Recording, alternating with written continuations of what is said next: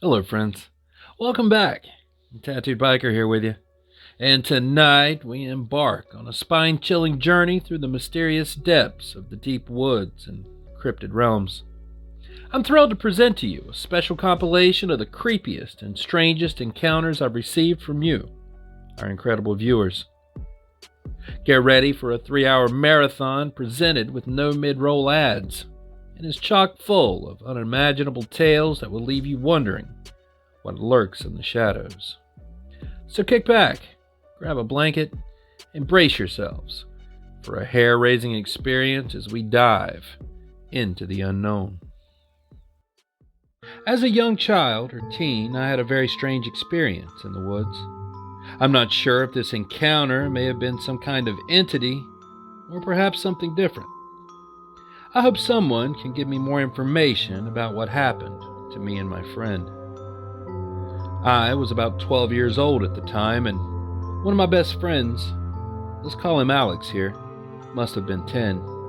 Alex's father had purchased a large amount of forested land, about 100 kilometers away from the city we lived in, Montreal, Canada. It was all forest when Alex's family acquired it. They cleared a little patch to build a house, and the rest was pure, unadulterated forest. Their land was cut in two by a dirt road, if you followed it for several kilometers, led to a few houses. And their land was very different, depending on which side of the road you looked. On the right side, where their house was, the forest was light and luminous, or at least it felt that way. It wasn't too dense, with little rolling hills, a lovely place to play. On the left side of the road, though, it was a different story. First, there was a deep ditch, perhaps 2 meters deep, and then the hill became quite high and steep. Weirdly enough, all along the dirt road, the ditch was full of old car parts. A set of car wheels here, a door there, a steering wheel way over there, all old and overgrown with moss. And over the steep hill, the forest gave off a really bad vibe. It had lots of very tall, dark, coniferous trees, with almost black trunks. And the place seemed somehow devoid of light or life. Climbing the hill, which we seldom were willing to do because of the creeps it gave us, there was some sort of swamp there. When we went there, there was this strange pressure. We sensed a kind of animal instinct that told us to leave this place. The strange atmosphere was obvious to both me and Alex, and we playfully referred to that side of the road as the Demon's Forest. One weekend day, probably in 2001 or 2002, my family and I came to visit Alex's family. Bored by the adults, my friend and I decided to go and play in the forest.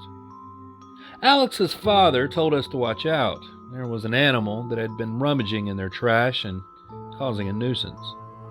He said it was a dog that looked like a Rottweiler, that surely belonged to someone living up the dirt road. He warned us that we shouldn't interact with the dog if we saw it, as it didn't look healthy, and as far as he could tell, it looked diseased or contagious. It had patches of fur missing. I can't remember exactly what he said. And so we set out on our walk. It was autumn, and the leaves were pretty and golden, many having already fallen to the ground. It was a calm, slightly overcast, windless day. The air was very still.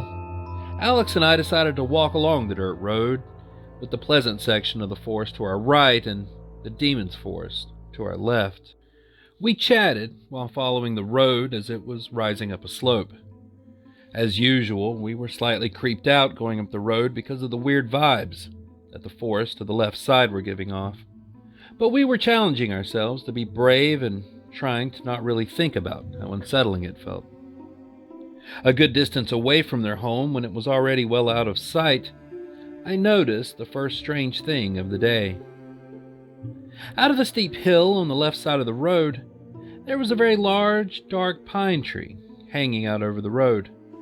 Someone had attached a pink ribbon to one of the branches, which was already strange, since this was the territory of Alex's family, and they had no daughters or other little girls likely to hang around, or other people who might be owners of pink ribbons who were likely to hang out on this deserted road. The strange thing was, the ribbon was waving strongly in the wind. Its loose ends were flapping almost horizontally. The thing is, it was a completely windless day. There was no wind to speak of. The ribbon was within my reach, so I even touched it as it was waving. I even licked my finger and held it in the air to check if I could feel any wind or air current at all, as my dad had taught me. The air was perfectly still, yet the ribbon waved. I mentioned it to Alex. He seemed distracted and was younger than me and sometimes didn't catch on to what I said, so I didn't press the matter. We continued our climb. We reached a place where the hill on the left side of the road had a gentler slope and began further away from the road. In fact, it looked as if the hill was kind of carved out in a way that would have made it easy for us to climb and get into the demon's forest.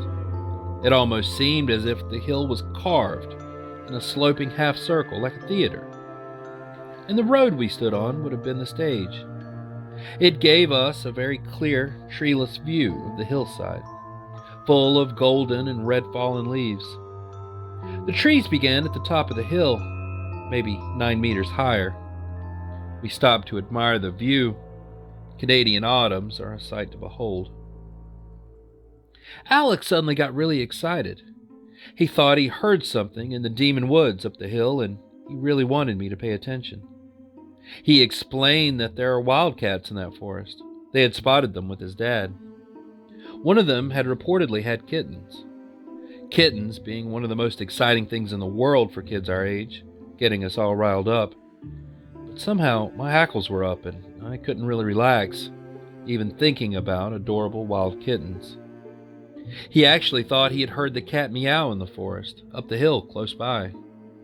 I heard nothing of the sort and thought he was inventing it. He suggested that we try meowing at it to see if it would respond. Maybe it would even bring its kittens along and we could see them and play with them, he said. I hadn't heard any sounds at all and didn't really like the idea of screaming meows into the creepy forest. What kind of cat would respond to human children anyway? Wouldn't it be obvious that we aren't cats by the sound of us? That seemed like a dumb idea to me. Before I could try and talk him out of it, he loudly meowed into the forest. To my utter shock, the forest meowed back. Alex was delighted and he meowed again. Something in the forest answered again. I was actually shocked. This didn't make sense to me and it creeped me out. But I suspended my disbelief to see what would happen. He kept doing the meowing over and over. For every one of his meows, there was one coming back in response from the woods. Something just felt off to me. Feral or wild animals didn't behave that way. Even at 12 years old, I realized that. And it wasn't an echo. The cat, or whatever it was, didn't bounce back any sound that we threw at it except meows, which it reciprocated immediately. And anyway, there was no hard, rocky surfaces around off which the sound could bounce. Everything was covered in a soft layer of sound-dulling leaves. Alex got even more excited. Listen, the cat is coming towards us. She's coming to see us with her kittens. To my surprise, he was right. There was a rustle of dead leaves coming from above us, from above the slope in the creepy forest. It seemed like the rustling was getting closer. But it was way off. Because cats are small and light and careful with their steps, they don't make a ruckus when they walk through the woods. But here, the rustling leaf sound was extremely obvious, along with the meowing. And in fact, it sounded more like steps, like someone with 2 legs walking in the leaves. And it was getting closer to us.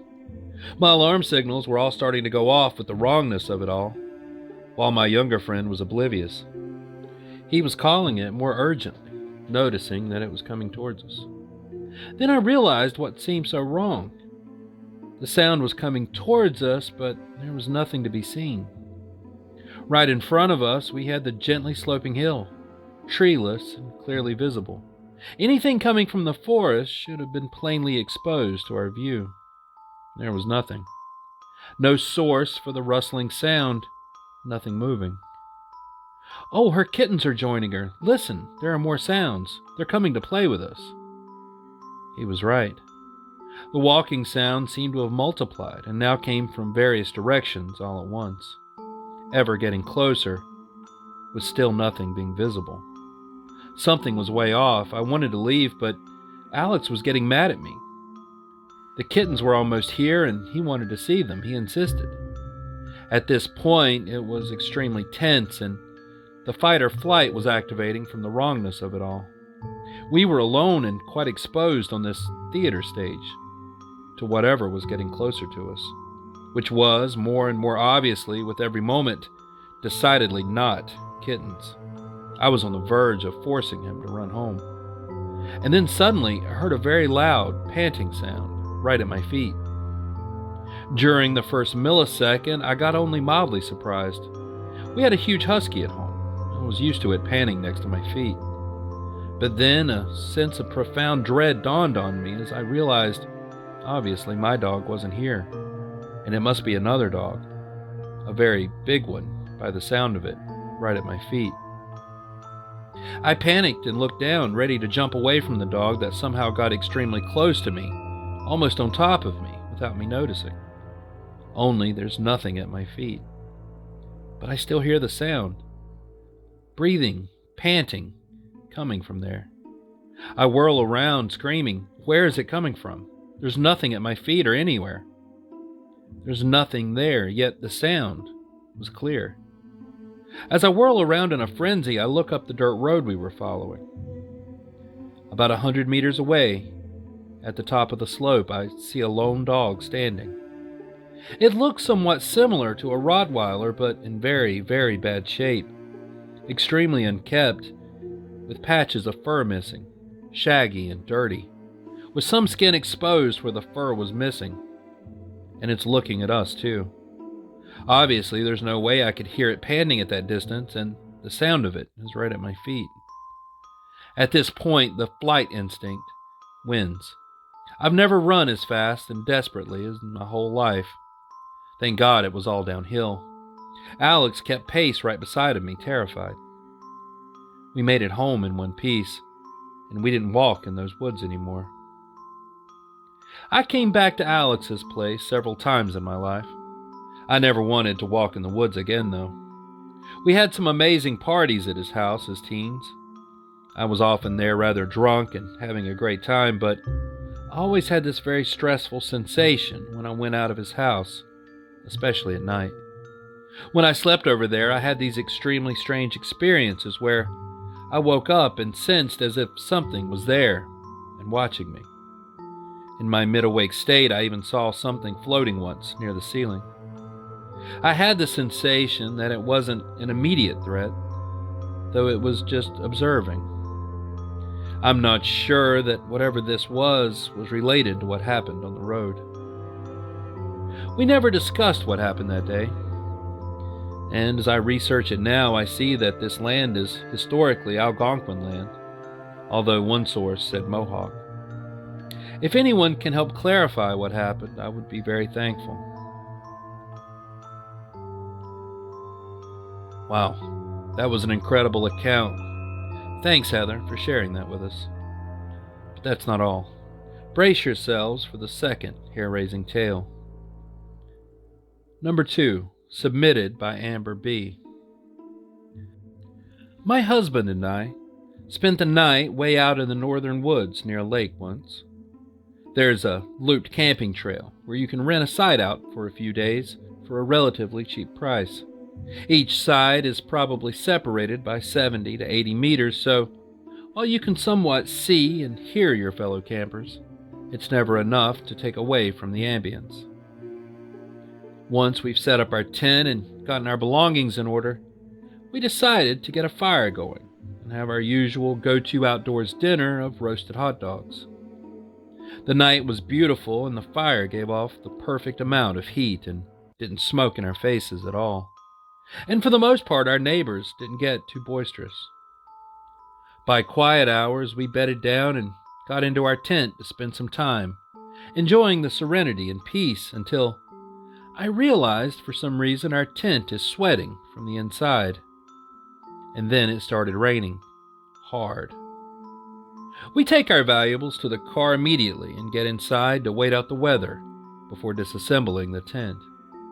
Our nearby neighbors all realize the weather situation as well, and we see them pack up and ship out one by one, leaving us very much alone. This is where it gets strange, and to this day, neither of us are quite sure what we experience. Out in the distance, beyond our sight, I see what appears to be a red light, maybe attached to a lantern. However, this light moves as completely inorganic. It doesn't sway or bob as if being held by a human who's walking around. Rather, it snakes around in a perfect track, and it slowly comes closer and closer to our car. By this time, we've killed the headlights and are just staring at this spectacle, with a mixture of awe and horror. My husband gets out of the car at some point and calls out into the rain to see if anyone's there. Lo and behold, the light disappears. This left a most bewildering and eerie feeling deep in my gut. Something didn't feel right at all. The sixth sense was tingling and everything. At my urging, he gets back in the car, and it doesn't take long for the light to reappear. By this point, I'm ready to leave, tent be damned. But my husband insists that if we're to leave, we have to pack up our tent because he doesn't want it stolen. So I begrudgingly oblige, and while he stands to watch the flashlight, I get to work packing us up. I probably got it done in 5 minutes, maybe less. The entire time we were out there, we didn't see the red light. If we had, God, I don't know how I would have reacted, but I'm glad we were able to get our stuff and finally leave. Absolutely bizarre, Amber. Thanks for sharing. Now prepare yourself for the final twist as we delve into our final story of the night. Number 3, submitted by Jake T. from Central Idaho. In many rural areas of the American West, cutting firewood is a necessary chore if you want a warm house through the winter. Our home in mountainous Central Idaho was no exception. It was normal for my dad to pick me and my brothers up after school and head into the mountains for an afternoon of firewood gathering. My dad would fell the trees, then saw them into chunks. My brothers and I had the task of rolling the wood to the truck and loading it. We would continue this assembly line process until we had a truckload, usually before nightfall. Hot, sweaty, and exhausted, we would pile into the truck cab and make our way down the mountain. At home the next day, we would unload and split the wood and stack it into neat little rows.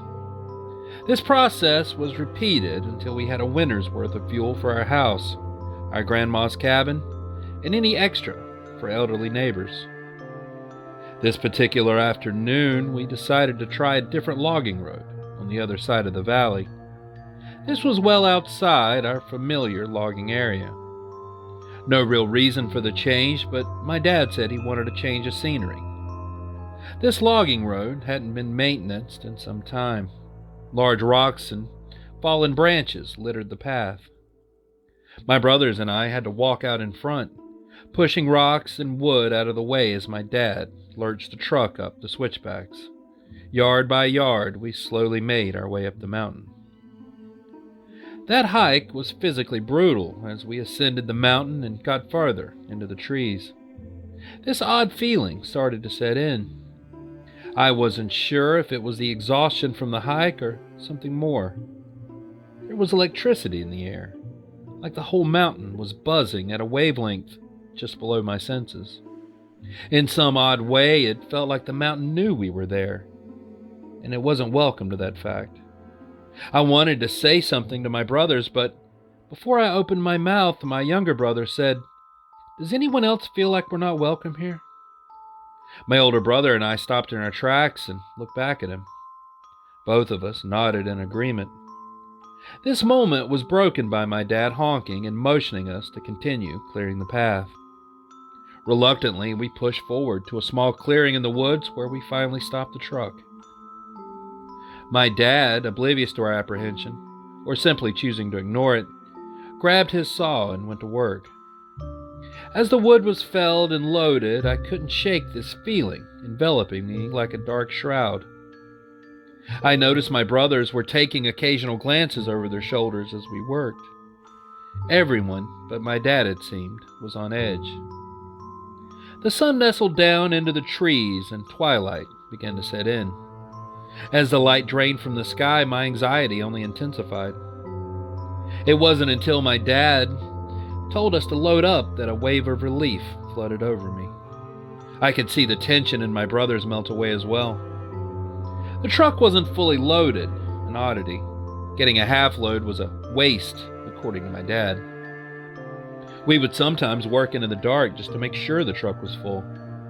But tonight he seemed eager to head home. With everything loaded, we started down the road. Although dead tired, everyone seemed to be in a much lighter mood. We were chatting and cracking jokes while trying to blow off steam from the afternoon. We were almost out of the tree line and into the valley desert. Going down the switchbacks, you want to be careful, especially with a load, even if it was a half load. A brown blur jumped out from down the slope side of the switchback. "Shit!" was the only word that came from my dad's mouth as he slammed on the brakes. Loaded with wood and traveling downhill, there was no way to avoid smashing into the blur. The truck finally ground to a standstill. The four of us peered through the windshield. Nobody was saying a word. Illuminated in the night glow of our headlights was a crumpled body of a deer. Grumbling and cursing the deer's existence, my dad exited the truck to investigate. Doing as they were told, my brothers stayed put in the truck, but I didn't listen. I followed close behind my dad. The truck was fine. We hadn't been traveling fast when we smacked the deer. Just some blood and hair in the grill. Hitting a deer really wasn't that unusual. The mountains were full of them. What was unusual was that the deer dropped so quickly. At faster speeds, deer could be upright and sprinting away just to die in the woods after a collision. That last burst of an adrenaline dump. This one fell over like a rag doll. Before even approaching the carcass, a deep, foul smell hit us. Deer smell bad when they're alive, but this was on a whole other level. It was the smell of decay and rot. My stomach began to turn as we got closer. My nostrils were burning. Coming up on the deer, it was clearly dead. I mean, really, really dead. The stench was so overwhelming my eyes were watering. And the body was a true horror scene. The deer's eyes were gone, replaced with a sunken yellow hole. As if to overcompensate for their absence, the tongue was swollen and black as coal. It couldn't be contained and hung out the side of its mouth. The underbelly was split open. Entrails and offals spilled into the dirt. In the dim headlights, it looked as though the deer's fur and viscera were moving, wiggling almost. Holding my breath, I bent down for a closer look and my heart stopped. The deer, inside and out, was covered in maggots. It was dead all right, but our truck didn't kill it. Clearly, it had been dead for days, if not weeks. I backed away, retching. That electric anxiety came screaming back. My dad was always the quiet, stoic type, but right now, even in the dim headlights of the truck, I could see the horror in his face. His gaze wasn't on the deer, but focused down the mountain.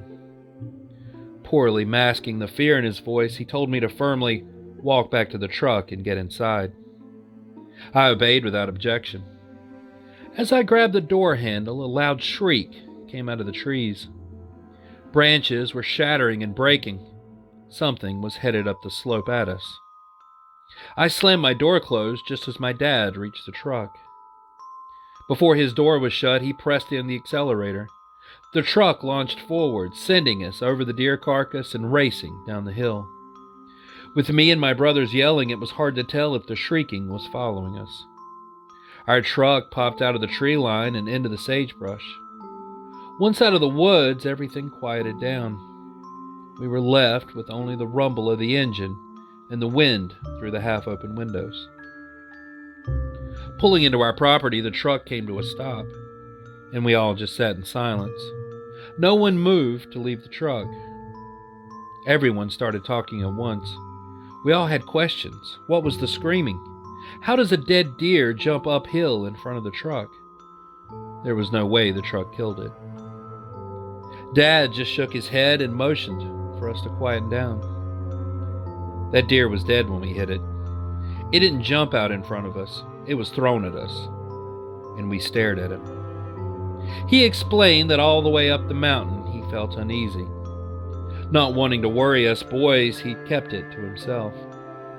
He described it like walking into a stranger's living room while they were upstairs asleep. That feeling never left him, and as twilight came, he happened to catch a shadow in the corner of his eye. Not far into the woods, he saw figures moving from tree to tree. He couldn't focus on them long enough to get a good look before they dodged. His stomach dropped. Working hard to keep his composure, he had hurried us to the truck to leave. It was after hitting the deer and discovering it was long dead that my dad pieced together what was happening. Something threw that deer to get us to stop. Before the shrieking began, he could hear something moving in the darkness beyond the road. It was a trap. Running back to the truck could have started an ambush or triggered a prey dive. So we walked back to the truck. The second we were inside, he drove that truck downhill with no intention of stopping for anyone or anything. That feeling of electricity didn't disappear until we hit the country highway. My brothers and I never saw anything as we drove away, but those screams from the forest will never leave my mind. We didn't gather firewood the rest of the season. For the first time in his life, my dad just bought what we needed. And although we started to gather wood again the next season, we've never been back to that particular mountain. The Forest Service has permanently closed and reclaimed that road. The only way back up into those woods was a long hike, one that I'm never taking. Whatever was on that mountain, whatever threw that deer carcass, whatever chased us out of those woods, it didn't want us there. It wanted us gone. Or worse, it wanted us dead. Thanks for sharing, Jake. Number 1, Oklahoma Bigfoot. I'm going to warn you ahead of time that this story is going to be a bit of a wild ride. I've tried to provide details like locations and dates wherever possible. Oklahoma is in the news right now for our crazy Bigfoot hunting season legislation, so it seems like the right time to talk about this. Something you have to understand about the region I grew up in is that it has a very low population density and miles of largely undisturbed river bottoms.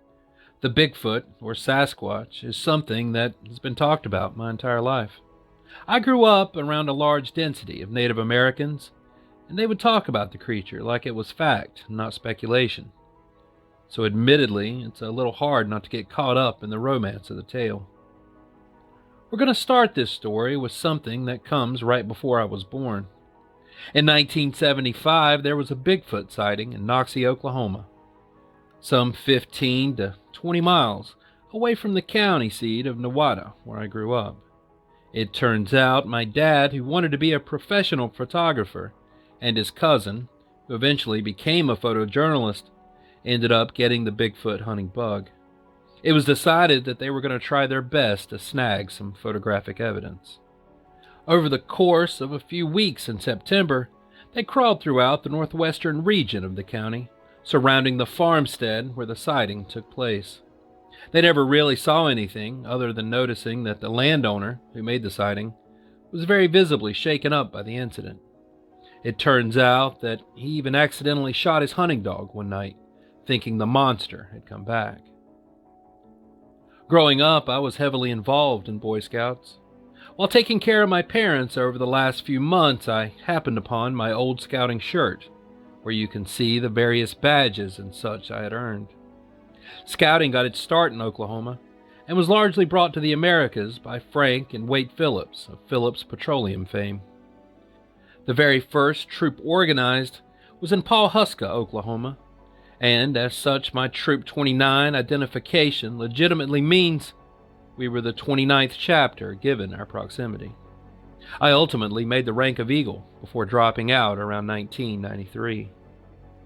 One of the challenges that comes with remembering back to this era is that the years sort of blend together. However, I'm pretty sure that our tale takes place in 1989, and I have some reasoning that goes into that. It surrounded a birthday weekend of one of the individuals involved, and I know for certain it wasn't 1990, as that party took place days before we were to go to scout camp, and I had just gotten my grubby mitts on Final Fantasy I for the Nintendo, which released in 1990, and I was rather sour about having to wait a full week's time to play it. So the birthday in question must have taken place the previous year, which would have been 1989. Our scouting troop had been together since we were all Cub Scouts, and part of that leadership was the Biggerstaff clan. Adam was one of the members of the troop and one of my closest friends. His mom was one of the den mothers and his dad one of the adult leaders as we transitioned into Boy Scouts over the Cub Scouts. At some point during the scouting journey, they purchased a huge plot of land that bordered the river bottoms, and because of this, it became our stomping grounds for so many of our shenanigans. We even managed to build a bridge out of telephone poles and railroad ties to make it easier to cross an area of the pasture. The highlight, however, was this little nook in the northwestern corner of the property against the fence line that we turned into a permanent campground of sorts. This area seemed so massive to me then, but in reality it isn't nearly as big as I thought. We never did get the pond swimmable, but we did stock it with some fish, so at least we could fish.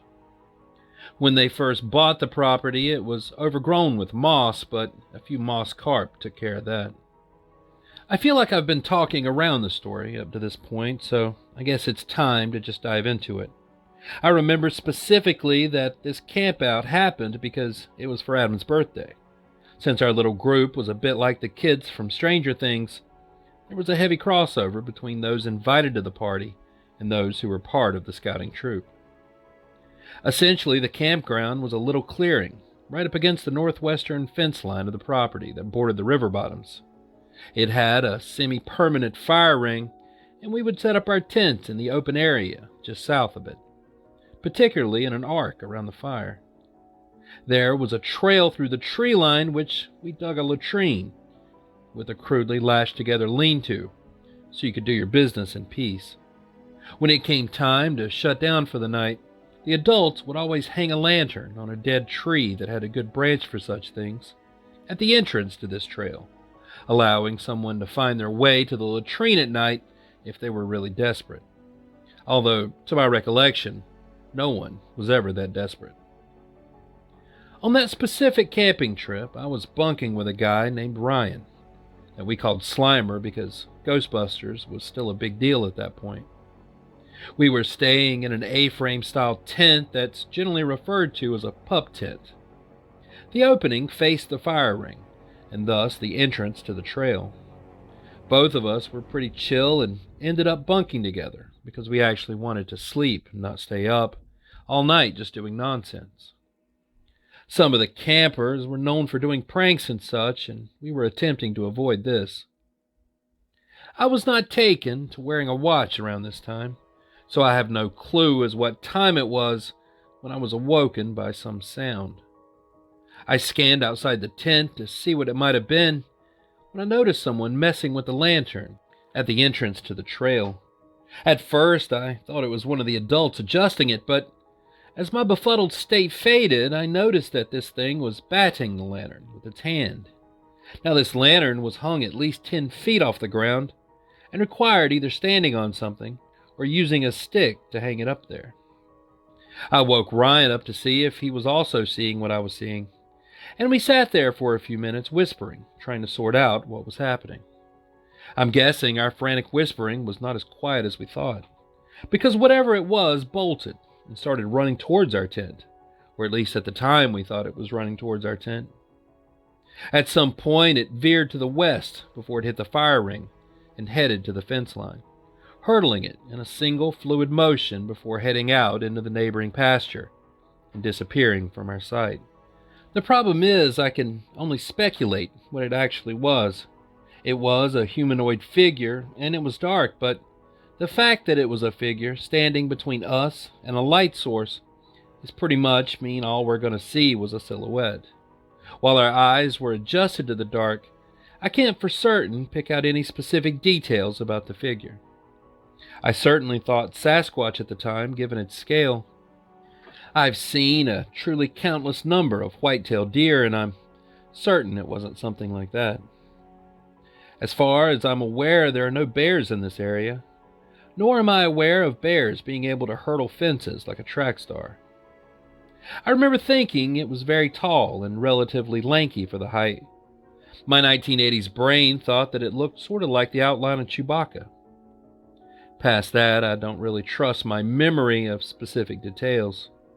I do remember being extremely scared and not really talking about much that we had seen for the rest of the night. I am sure at some point sleep claimed me, but I remember sitting there staring out at the night for a really long time, afraid that it would come back for us. Neither of us told the others the next morning, and it was years before I was really willing to talk about it myself. I have no clue why this is suddenly important to write down this story, but as a result, I've been doing copious amounts of searching for various bits of information. Firstly, I was curious how tall a humanoid would have to be in order to carelessly bat around a lantern that was, in theory, 10 feet in the air. In searching, I found this interesting blog with a built-in standing reach calculator, which allows you to type in your height and get an estimation of what your standing reach would be. So in order to comfortably reach that 10-foot-high lantern, the human in question would need to be somewhere in the neighborhood of 8 feet tall. Granted, that's taking a bunch of assumptions that a Bigfoot would have a human-like ratio of arm to height, but that might be the case, depending on how much or how similar they might be to our shared primate ancestors. Now for some more math. The average barbed wire fence stands around 4 feet tall, and from what I could remember, it was the standard red-topped metal fence post-construction. I don't remember the vertical pieces designed to keep the fence tight. However, because we absolutely crawled through the fence on a few occasions, the calculation that I'm not sure about, nor am I really certain about how to find out, is what it would take to seamlessly leap over a fence like that. The tallest hurdles used in track and field events are around 3.5 feet in height. So I'm guessing this hypothetical 8-foot-tall humanoid should have the clearance to cross a 4-foot-tall fence. Again, this takes a lot of things for granted, that a Sasquatch would have similar abilities to a human of that size and build. After we got up and around and ate some breakfast, the birthday boy wanted to go roam around the river bottoms, and having experienced what I did the night before, I was apprehensive, but eventually was talked into doing so. I guess I figured there were enough of us roaming around in a group that nothing was going to happen. Safety in numbers, or that sort of thing. Before long, I had forgotten myself, and we were playing hide-and-seek in the trees. Ryan and I once again paired up and ended up breaking away from the group. We kept slipping away as they tried to find us, and eventually hung his knockoff members-only jacket up on a tree, trying to convince them that we were hiding somewhere we weren't. We did this for several hours, and when it was finally around lunchtime, we all met up as a group. We were about to head back when I remembered that we didn't have Ryan's jacket, and since it was my idea to hang it up, I figured I should be the one to retrieve it. I had hung it on a tree near the bank of a creek running through the property. I pulled it down from the branch that was holding it, and as I was turning to walk back to my friends, I suddenly heard a noise behind me. On the other side of the creek and the tree line, there was what looked to be a humanoid shape, walking away from me back into the trees. Once again, zero clue what actually it was, but in my mind I was thinking that it had to be whatever we saw the night before. One of the things about this area is that there is near unbroken series of low-lying forested river bottoms that span from the river all the way up into southern Kansas. When my dad was talking about Noxie growing up, things like Google Maps didn't exist. So today, as I was thinking about that tale of him hunting for photographic evidence, I finally thought to plot how close Noxie was to the area in which I had my own sighting. If you measure as the crow flies from the point of my sighting to the relative area of where I think the Noxie sighting was, it's roughly 16 miles. However, if you also look at the map, there's pretty much a pathway through the green, forested areas that could lead one between the 2 points. I'm not saying necessarily that they're connected, but that sighting in 1975 took place far closer than I ever realized as a kid. So you have to take some pretty severe leaps of reason here and assume that what I saw was a Bigfoot. But I'm not left knowing any other explanations.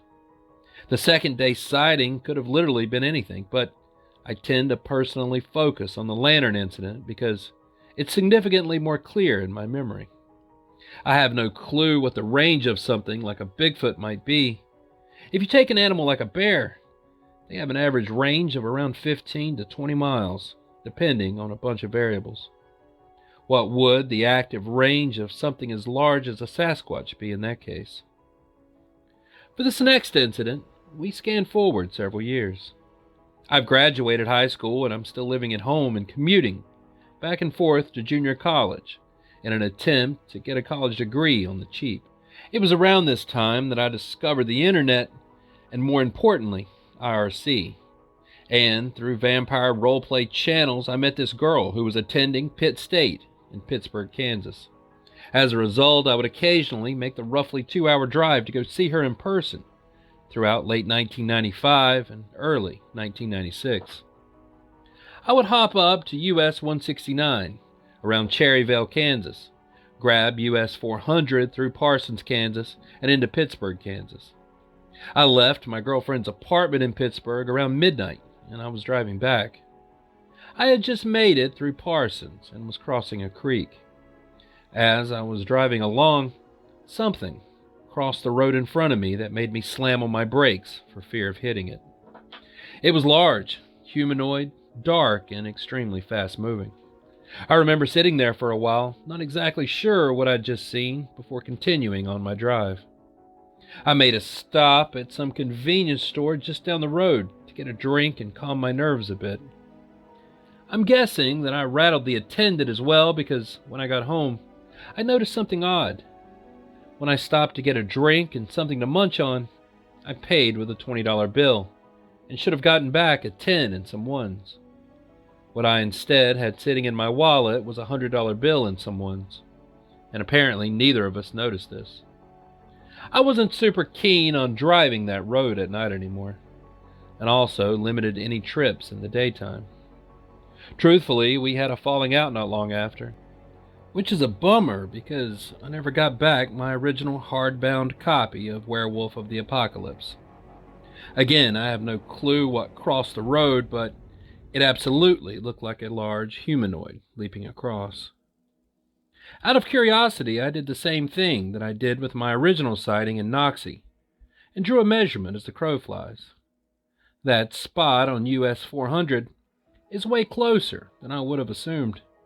Drawing a straight line between the 2 points is roughly only 35 miles. Once again, most of this region of Oklahoma and southern Kansas are dotted with these low-lying creek beds and hollows. Not saying there is any connection, but where fence line's not an issue, you could get from point A to point B again, without ever leaving the wooded areas. So where am I left with all this? I can rationalize away everything except that first incident. Up in Kansas, it was after midnight, on a somewhat unfamiliar stretch of road, and literally anything could have crossed and startled me. I thought that it was a humanoid in shape, but who knows what I saw because it was over in a second. The second incident, I saw movement in the trees on the other side of a creek and what I thought was a humanoid shape walking away. However, it could have been anything in the woods or it could have been nothing at all. I could have startled something, and my mind played tricks on me for the humanoid shape. The one that I can't rationalize is whatever was batting that lantern all those years ago, and that bolted across a 4-foot-tall fence like it was nothing. Enough time passed during the incident that I feel like I had my wits about me. Time perception is really hard. When you find yourself in an intense situation, it often feels like time slows down. In my mind, it felt like 5 or more minutes passed, but maybe it was significantly less, and that my mind just sort of played those events back after the fact in slow motion. I can't with any certainty say that I saw a Bigfoot, but the region does have a history of whispered Sasquatch sightings. I do wish I had a more scientific mind at the time and would have actually looked for some form of evidence. Again, I have no clue as to why it was suddenly important for me to talk about this.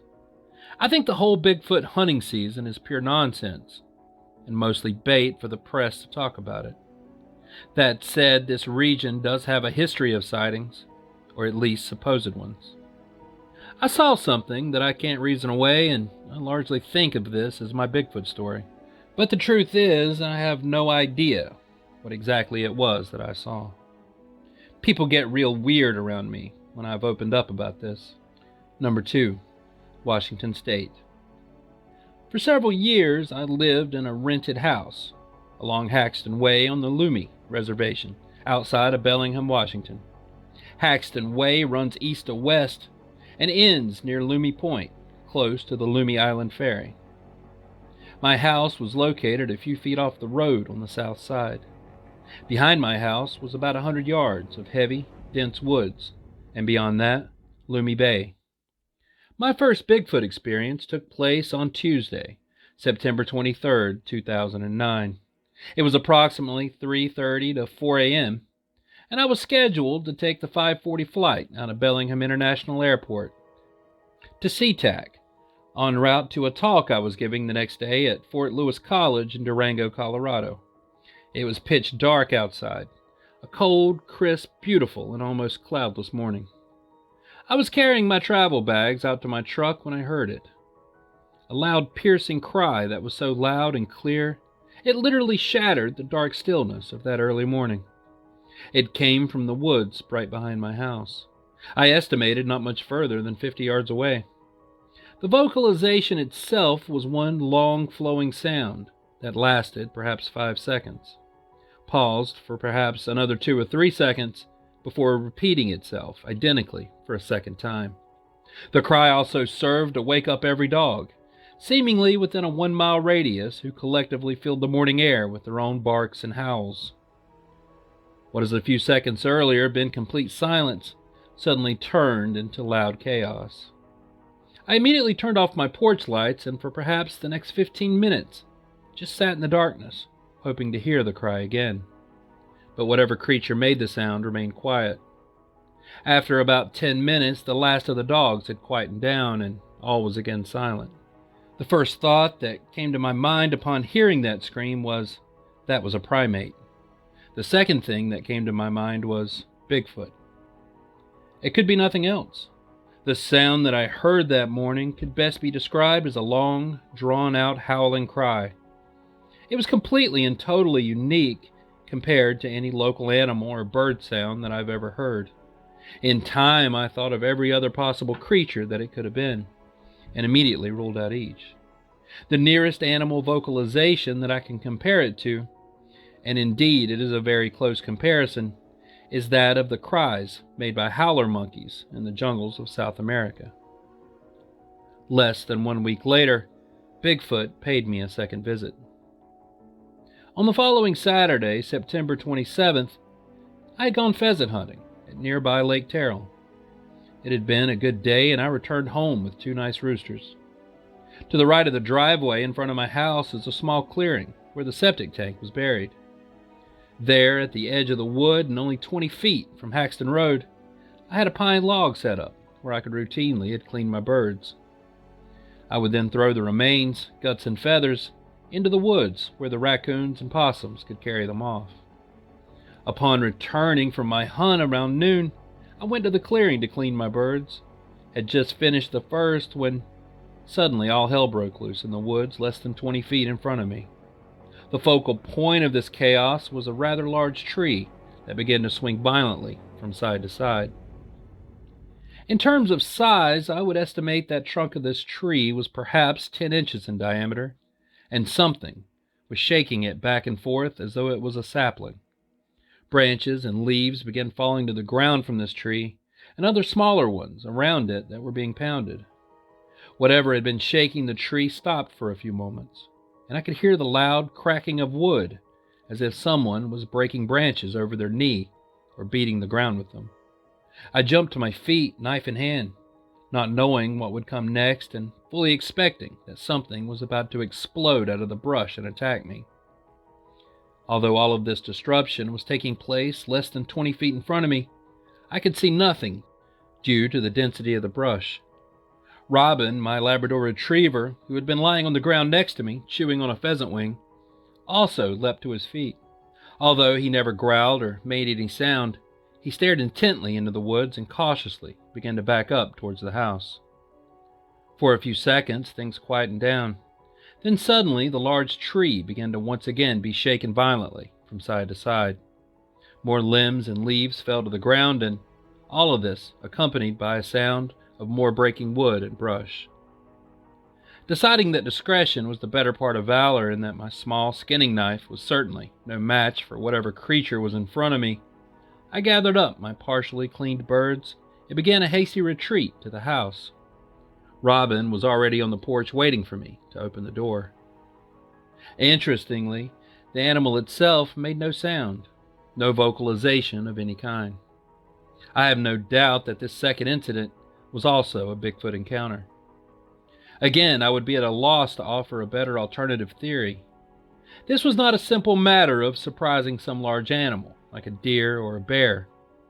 In reality, bear sightings on the Lumi Reservation are far less frequent than Bigfoot sightings. Whatever animal I encountered that morning was not fleeing.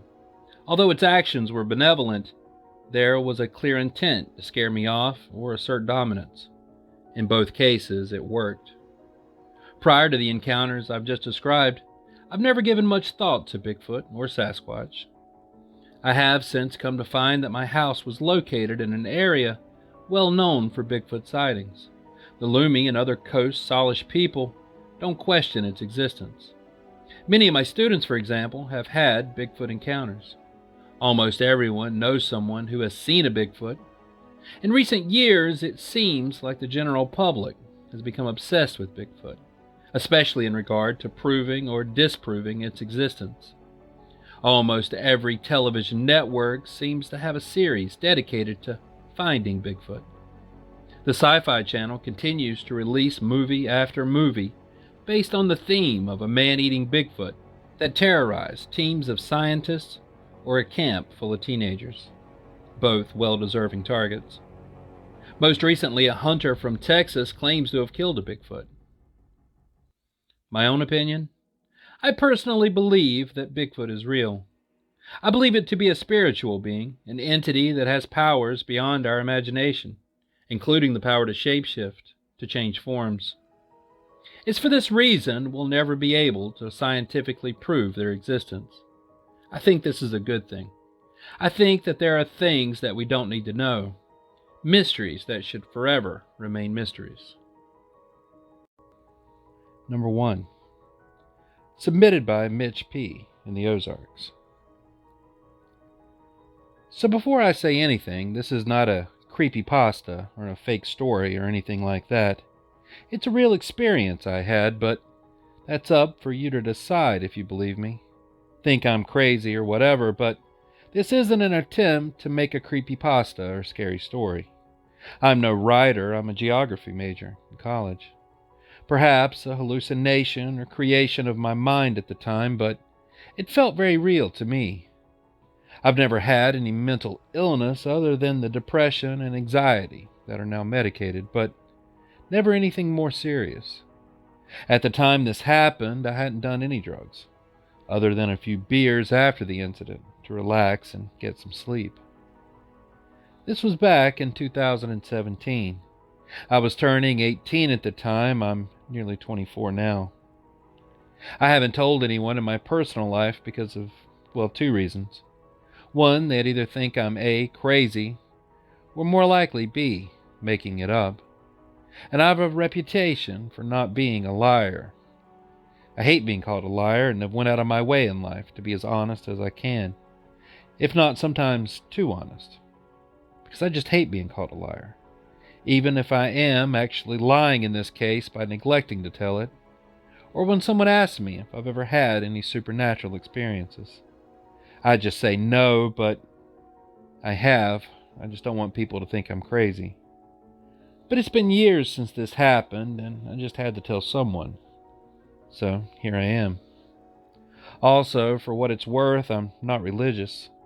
I'd say I'm agnostic. I don't really believe in the supernatural, but I also don't say it's impossible, as I don't know everything. Far from it, in fact. This story doesn't help, but I don't believe in ghost stories for the most part, UFOs, etc. I'm very skeptical of that stuff and believe there are explanations that are far less exciting than people would probably like to believe. But this is something that I've experienced and I can't explain, and it still bothers me to this day when I think about it and when I have nightmares. So some backstory. My mother and little sister were going to visit my grandparents. They lived near this little town called Eminence, Missouri, about 30 minutes south of the town deep in the mountains. It wasn't super remote. There were neighbors a few miles away and such. And they were the hillbilly types, as you could imagine. It's deep in the Ozarks in Missouri, so yeah, lots of missing teeth and meth and crazy old mountain folk. If you've been in the Missouri hills, then you know what I mean. So we were staying in a camper, about 200 or so feet from the grandparents' house.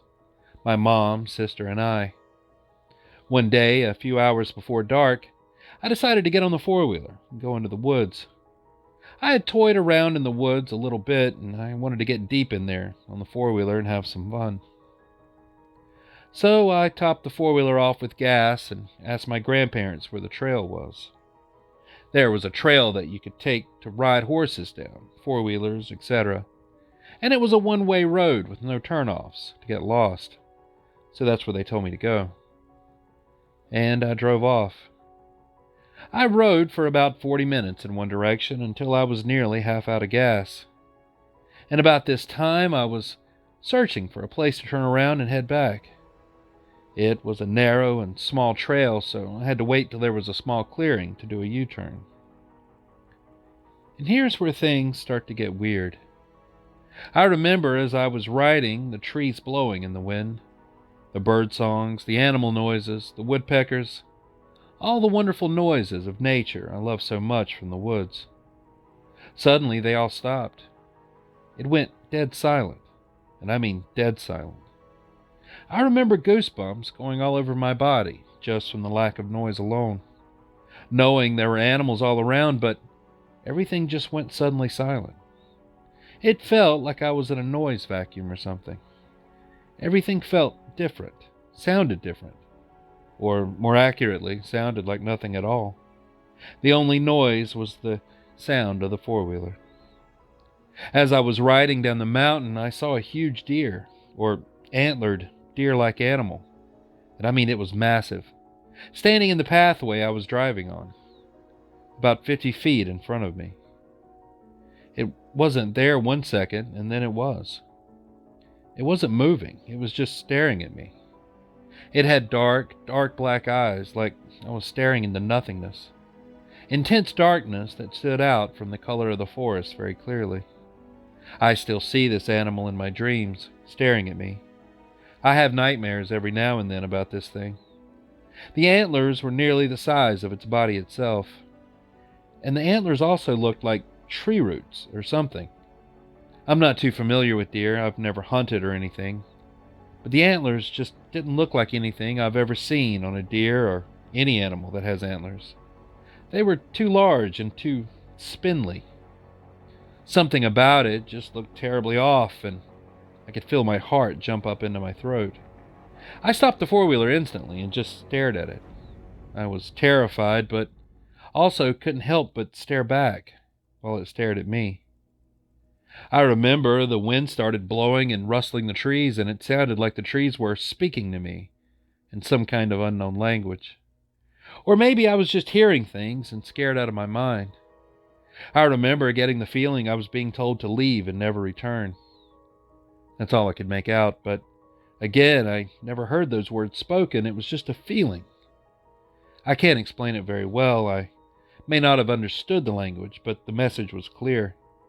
Like if you were in a country where you couldn't speak their language, came up to their house door and started hearing them yell at you to leave.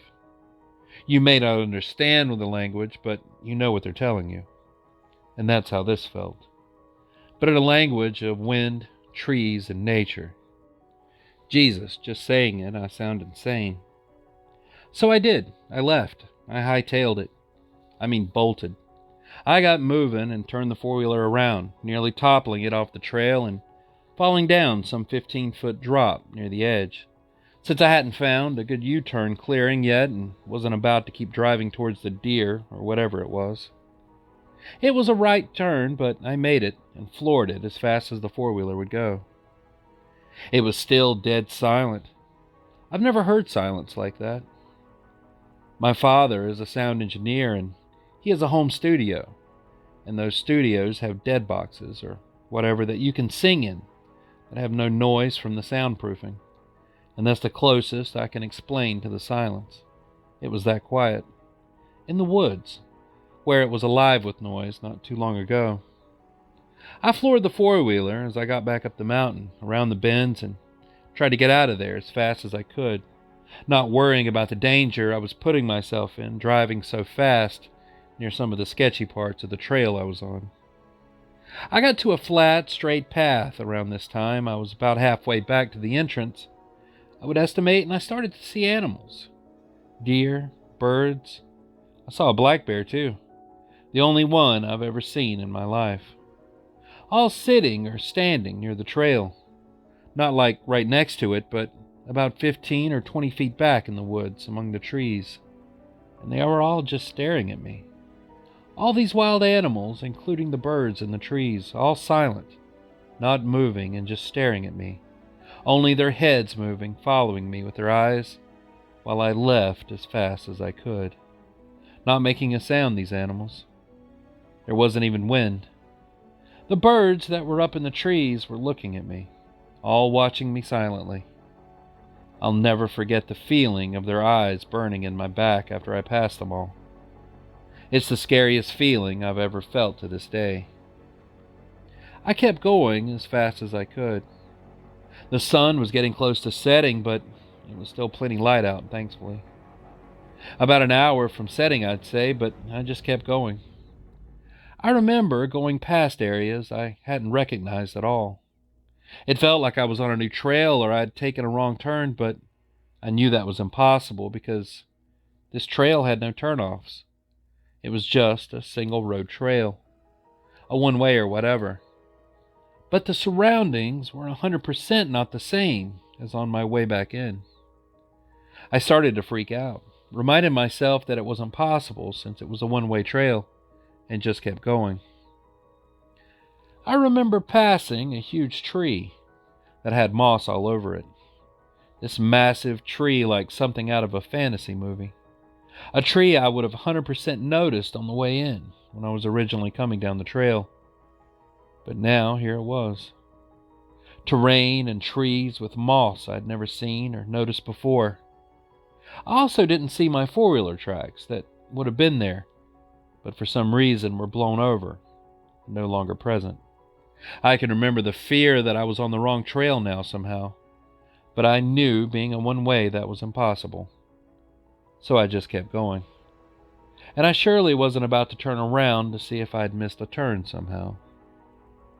Eventually I came to an area that looked normal, and I could see my tracks again from where I came in. Somehow this was part of the trail that I'd passed through, that had changed scenery and removed my four-wheeler tracks. I have no idea how this is possible, and I don't like to think about it. I kept seeing animals on occasion, just sitting back from the trail, staring at me from time to time. Shortly after getting back on the normal trail or whatever, I remember hearing the wind pick back up and start to speak to me in that foreign language I mentioned earlier. I've never heard wind like this before, and I've been in the woods when it's windy a fair amount of times. It was otherworldly, if you will. Thinking about it now terrifies me still. This time it sounded less ominous and more, well, friendly, I guess. As if it was encouraging me to keep going, and that I was doing the right thing by leaving, and it was no longer angry at me for my intrusion. I eventually got to the entrance of the trail, which was a two-way. It was a Y-shaped trail. The right side was the side I took, and the left side was another trail. That was also a one-way, but in a different direction. And the tail of the Y was the way back home and onto the highway. I remember as I pulled off onto the shoulder of the highway from the trail, everything went silent once again. That dead silence I was talking about way back. I turned back and saw the exact same deer, or whatever it was, standing there. But this time it was moving, stomping its foot and raising, lowering its head like a horse, shaking off flies. The wind blew once again, and I felt like it said again it never made any understandable words, but just never return, or something like that. Then it walked into the trees and out of sight. Once out of sight, a few seconds later, the birds began to sing, and the normal noises of the forest returned. I just sat there, staring at the woods, relieved to be out, but also feeling like I had no idea what just happened, or how to even parse it in my mind. I was shaking and barely able to keep my thumb on the gas trigger of the four-wheeler as I peeled out onto the shoulder of the highway to get back home. I was only a mile or two from my grandparents' driveway, and on the way I passed a local on his gator. It's a type of four-wheeler with a trunk thing in the back, more for farm work than fun, and he waved at me. And maybe it was just me already being creeped out, but he had this look like he knew what I'd just seen, like he was in on it somehow and kept going. I don't know. Probably just my imagination making a friendly stranger more than he was. I waved back and just kept going. All I know is I'll never be going back into the Ozarks, or any mountains, for that matter, as long as I live. People may think I'm lying or trying to make a story. I went crazy temporarily or whatever, but I know what I saw. I have no idea what it meant or was about, but whatever it was didn't want me there. So I'll never return to the mountains again. Like I said, I don't know what I saw. I don't know what happened.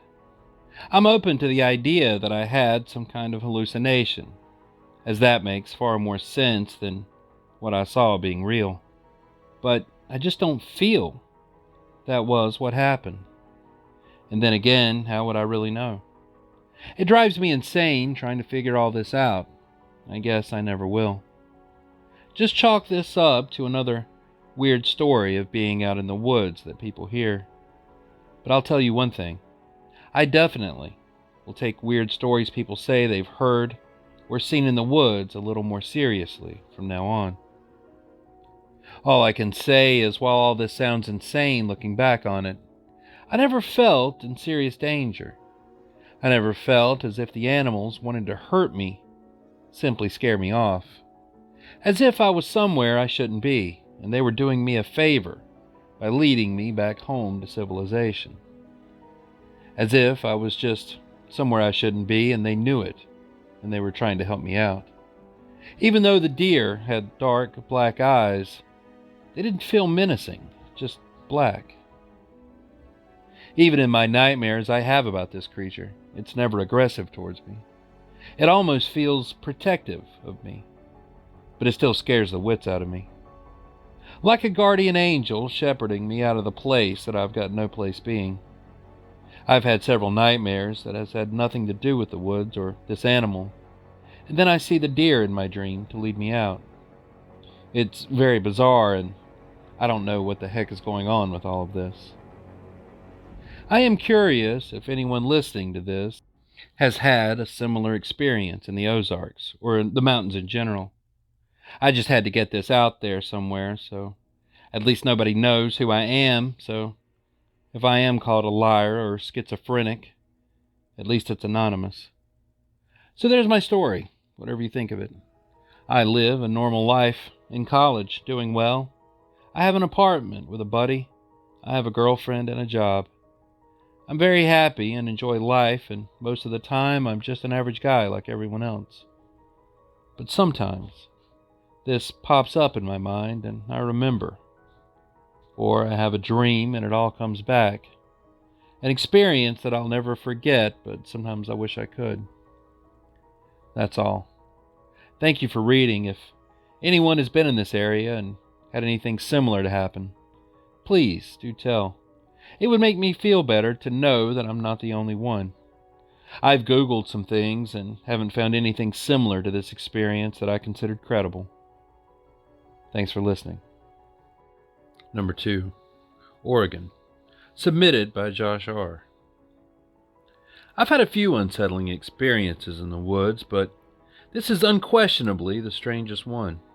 I've been mulling it over for years, and I still can't come up with a rational explanation.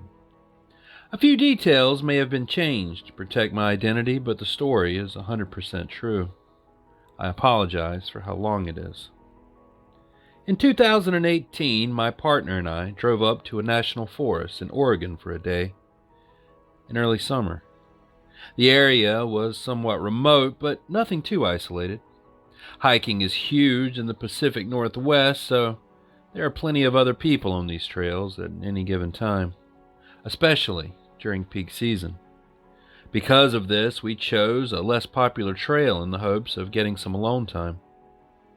It was approximately a 6-mile out and back, moderate difficulty hike with a waterfall at the end. It followed a river and didn't intersect with any other trails. Simple enough, right? We were both experienced hikers in good physical condition, so we had no reason to think we needed anything but day packs with a couple of liters of water and sandwiches. Getting back before dark should have been a piece of cake. We set out sometime after noon. At first, we took it slow and meandered around the riverbank for a few minutes. I found a cool animal bone and we mused over what it might be. It was clearly a vertebrae from a large mammal, so we guessed it was probably a deer bone. Because I'm a little morbid and like collecting things of that nature, I put it in my pack. That might not have anything to do with what happened, but I feel I should mention it since it was out of the ordinary. The hike to the waterfall was beautiful. We passed a few other people on their way back to the trailhead, but for the most part we had the place to ourselves. We stopped a few times to look at wildlife or take photos of flowers. I was tracking our progress on my Fitbit, so I always knew how many miles we had traveled and how much time we had before sunset. We reached the waterfall at about 3.5 miles, which matched what the map had said. I paused my watch and we settled on a large boulder to rest and eat our lunch. Another young couple was there with their dog. We just said hello and then minded our own business.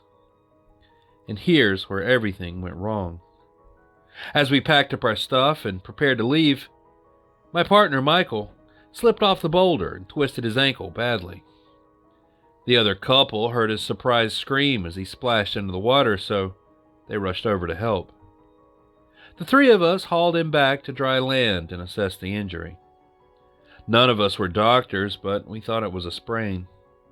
The swelling had already begun, and Michael said the pain was serious. He could barely stand.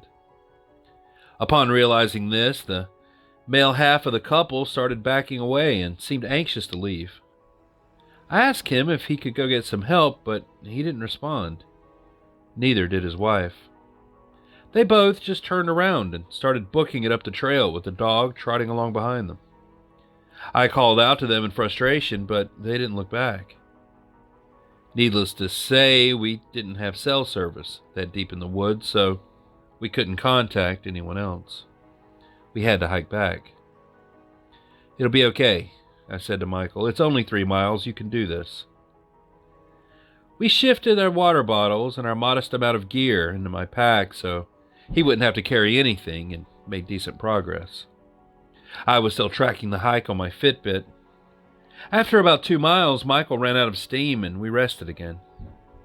I told him to lean on me to take the weight off his injured ankle. Even though I'm a head shorter than him, it seemed to help. "We're almost there," I said. "Just 1 more mile." Despite the setback, we were in pretty high spirits. The sun was still up and the woods were still beautiful. We made light of our predicament. Michael joked that he can't do anything without getting hurt or breaking something, and I comforted him. We both thought the ordeal was nearly over. Eventually, I realized we had been walking longer than expected. I assumed it only felt that way because we were moving at a slower pace, but when I checked my watch and saw that we'd gone further than a mile, I started to worry. We were at 6.5 miles total. That meant the walk back to the trailhead was longer than the trail should have been. That couldn't be right, but I figured I must have made a mistake at some point. Maybe I hadn't started the tracker until we'd already traveled a ways at the beginning. Regardless, the parking lot had to be around the next curve in the trail. But it wasn't. We went another half mile or so before stopping to assess the situation. Over 7 total miles and we still weren't back. What the hell? I checked the map of our hike on the Fitbit app and saw that there weren't any gaps. It was a straight line from beginning to end, with the line doubled back on itself, indicating that we were on the same route, but where was the trailhead? We talked it over and concluded that it had to be a glitch. Michael was adamant that we hadn't passed the trailhead and we couldn't have taken a wrong turn because there were no other trails. Plus, the scenery was all familiar. We saw things that we remembered passing on our way to the waterfall. It was definitely the same trail and well maintained too. A big, wide dirt track that followed the river and didn't veer off into the undergrowth. Losing the trail was impossible. At that point, we started to feel demoralized. But what could we do except keep going? Our phone still didn't have service. Michael was in a lot of pain and struggled to put weight on his sprained ankle. It was twice the size of his other ankle. He was sweating, I was sweating. The whole thing started to feel like a nightmare. And then we went another mile and still didn't reach the trailhead. We began to panic. Night falls quickly in the forest, and we had little daylight left. We were almost out of water and had no rain gear, other food, and the only flashlights were the ones on our phones.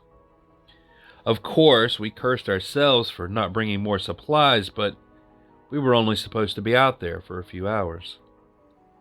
It was just a short day hike, and we had no idea how it could have gone so wrong. Out of desperation, I yelled for help. We had seen no people since that strange couple had abandoned us near the waterfall. But I was sure that we had to be close to the parking lot. That didn't mean there was anyone there, but we were both so freaked out I was willing to make a fool of myself, if it meant rescue. To our dismay, no one answered. We were alone. In an attempt to get a grip, we reasoned that maybe we really had passed the trailhead we started at. Maybe we were so focused on keeping Michael off his bad foot that we'd simply missed it and were hiking towards the next trailhead. We were pretty sure this wasn't the case, but it was the only explanation that made any sense. We were still definitely on the same trail, and though we couldn't be certain, it seemed like the landscape had changed. We no longer recognized any of the landmarks except the river, and that seemed to support our theory that we'd gone too far. We knew we weren't walking in circles. That wasn't possible. Should we turn back? We mulled that over for a few minutes. If we were wrong, backtracking would guarantee spending a night in the woods. Michael couldn't deal with that ankle forever, and we decided to press onward. "I'm not crazy, right?" I asked. That initial hike was only 3 miles. We only went 3 miles to the waterfall. Yes, Michael agreed. The entire hike was supposed to be a little over 6 miles, out and back. We've walked a lot farther than that. We should have gotten back a long time ago, and I don't understand what's happening. When night fell, we picked up our pace. Michael stopped leaning on me and limped down the trail as fast as he could. He later said adrenaline dulled the pain of his injury and gave him the motivation to continue. That part of Oregon is mountain lion country, and I'd just read about a lion attack a few weeks prior to our hike. Being caught out there in the dark was the absolute last thing that we wanted. But there was nothing we could do about it. We were scared. Michael shone his phone light on the path ahead to make sure we didn't lose our footing, and I shone mine at the trees, scanning for cat eyes. I was starting to cry. The Fitbit said we had hiked 9 total miles. At 9.5 miles, we finally saw the sign for the trailhead and scrambled towards it. Relief didn't completely wash over me, though, because I expected we'd have to either hitchhike back to where we started or trudge along the side of the road for a few miles more. There was simply no way this could be the trailhead. It was 3 miles past where it should have been. As we climbed the short set of steps up to the parking lot, sweaty, thirsty, exhausted, and completely unnerved, I hoped to see a car. My prayers were answered, but it was my car.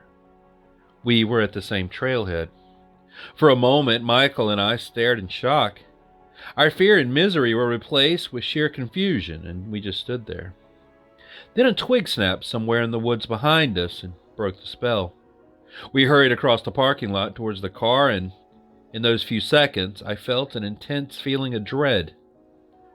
The best way I can describe it is the feeling you get in a nightmare, when something is pursuing you and you're trying to run away, but moving in slow motion. Like your legs just won't cooperate and you know the thing chasing you is about to catch up. This is the only time in my life I've ever felt that way, outside of a dream. We managed to pile into the vehicle and peel out of the lot. I was shaking. Michael was rambling about the time distortion and dehydration and how we must have lost our bearings somehow. We got out of the national forest and onto the highway. And it was a while before we encountered any other cars. I didn't fully relax until we made it back to civilization. Neither of us can explain exactly what we experienced. Michael was on crutches for months following that incident, and his ankle has never been the same. I still have the bone I found, but I keep it in a box because it gives me bad vibes. When we go hiking these days, we stick to the crowded trails. Whatever happened that day, we don't want it to ever happen again. Number 3. Frederick Sound, Alaska. Submitted by Trevor C. When I was in the 7th or 8th grade thereabouts, our school did an early summer trip where they took 10 kids who signed up and 4 adult chaperones to keep them wrangled up into the Frederick Sound in Alaska for 3 weeks total. The goal of the trip was kayaking to different wilderness beaches to camp and do some hiking. We left from Petersburg, Alaska by a small seaplane, who flew us in 4s out to our first destination, which was a beautiful little bay and an island you could walk to at low tide, and a smaller one you couldn't access at all by foot. Behind the bay on the hillside was an evergreen forest that went on for what looked like forever. From there, we'd be on our own for about the next 2.5 weeks. It took about half a day to get that done, and the rest of the day to set up everyone's camps for the night. The first unusual thing we saw when we arrived was that back up in the tree line from the beach was old wooden ship parts. You could find ropes and pulleys thicker than our arms, old rotted pieces of carved planks and railings, and most interesting of all, a helm and its deck attachment. All of these things, half buried in the dirt, strewn across the tree line, above the shore and in a dire state of decay. but no sign of any other part of the ship. To this day, I don't know if it had been wrecked on the shore a long time ago, or if it had been wrecked at sea and chucked up onto the beach during storms. But it was eerily fascinating to all of us kids and brought up many wild ideas to be told at the campfire that night. After all of the others went back to their tents, a girl I'd been having a thing with over the school year and I stayed by the fire to talk and flirt. Perfect night and setting for it, too. We listened to some humpback whales singing out in the bay and heard some wolves in between owl hoots from out in the very dark wilderness. And we had a starry night that looked like it was out of a dream, with a big white moon letting out a bluish light in between the thin trees on the shore. Both of us were finally getting tired around what must have been 1 or 2 a.m., and we ran out of easily found wood to chuck on the dying fire and headed back to our respective tents. The tents were set up in the first line of trees in a line running from the beach to the woods. The girls' 2 tents were right against the sand. The chaperone's tent was a couple yards away from that, and us boys' 2 tents were another couple yards from that. We were the furthest into the woods. The moonlight made it easy for me to find my way back to my tent, but once I entered, I didn't see where my new friend Alex was sleeping, and I accidentally woke him up. Now, Alex and I had just become friends on that trip, and we knew each other from some classes and in the hallways. And while we were always friendly with each other there, we definitely came from different social groups and didn't hang out before this trip. He was an athlete and a popular kid, and I was a skater and a band kid, but we both loved the outdoors, so that in this particular moment told me neither of us were having a go at each other over what I'm about to explain. We had no reason to prank each other, so to speak. "What the hell are you doing back here so late?" he asked, and I was grinning and said I was still at the fire with Lisa. He immediately sat up and wanted to hear more. We were quietly giggling about girls and teenage boy stuff when the woods outside the tent went silent. The kind of silence that gives you a sick feeling in your chest and throat and a weight in your stomach. And the back of your neck feels hot like a survival instinct, telling you that you're not alone out in the wild. We both noticed it too, and we fell silent. The only sound we could still hear, besides the distant roll of waves, was inside our tent. It was our other tent mate, Sam. He had been there the whole time and was still snoring away like a chainsaw. Funny, right? Except we were more worried as to why things had gone silent outside. We felt uneasy about it and decided to listen for a minute. That's when we heard it. The side of our tent with the door was facing towards the other tent and the shore, and this noise came from the opposite side, the wood side. I kid you not. It sounded like a bunch of monks meditating and harmonizing on the word Om, but without saying the M, and continued in a prolonged drone. It moved out from the forest, coming towards our tent, and it started softly and far away, but rather quickly and steadily came louder, which is how we began to realize it was moving closer. It genuinely sounded human, but there was no pausing for breathing or shift in tones for any known reason. Suddenly the noise was right outside the tent, and that's when we noticed even Sam had stopped snoring. He, as far as my knowledge, was still asleep, but his silence was making the noise even more intense, and it circled us once. Not wavering or swaying of the noise, it just circled, seemingly suspended in the air just feet away outside our tent, at what I can only describe as a humanish height off the ground. We couldn't see through the tent, but the moon was still bright enough that we could see silhouettes of the trees outside, so I would assume if something solid was making it, that it too would cast a shadow from certain angles. But no visible form to this noise. No footsteps or twig snapping, just the noise circling. At this point, Alex and I's hearts were pounding in our throats, and we had looks of terror on our faces. We just kept silent and still and listened. After it made its circle around our tent, we heard it move on over to the other boy's tent, and then do the same, and then down to the chaperone's tent. It circled theirs, but sounded more faint due to the distance. Then it continued onto the girls' tents, where we could just barely hear it above the sound of the ocean, but sure enough, it sounded like it stayed there a minute. Based on current context, most likely circling.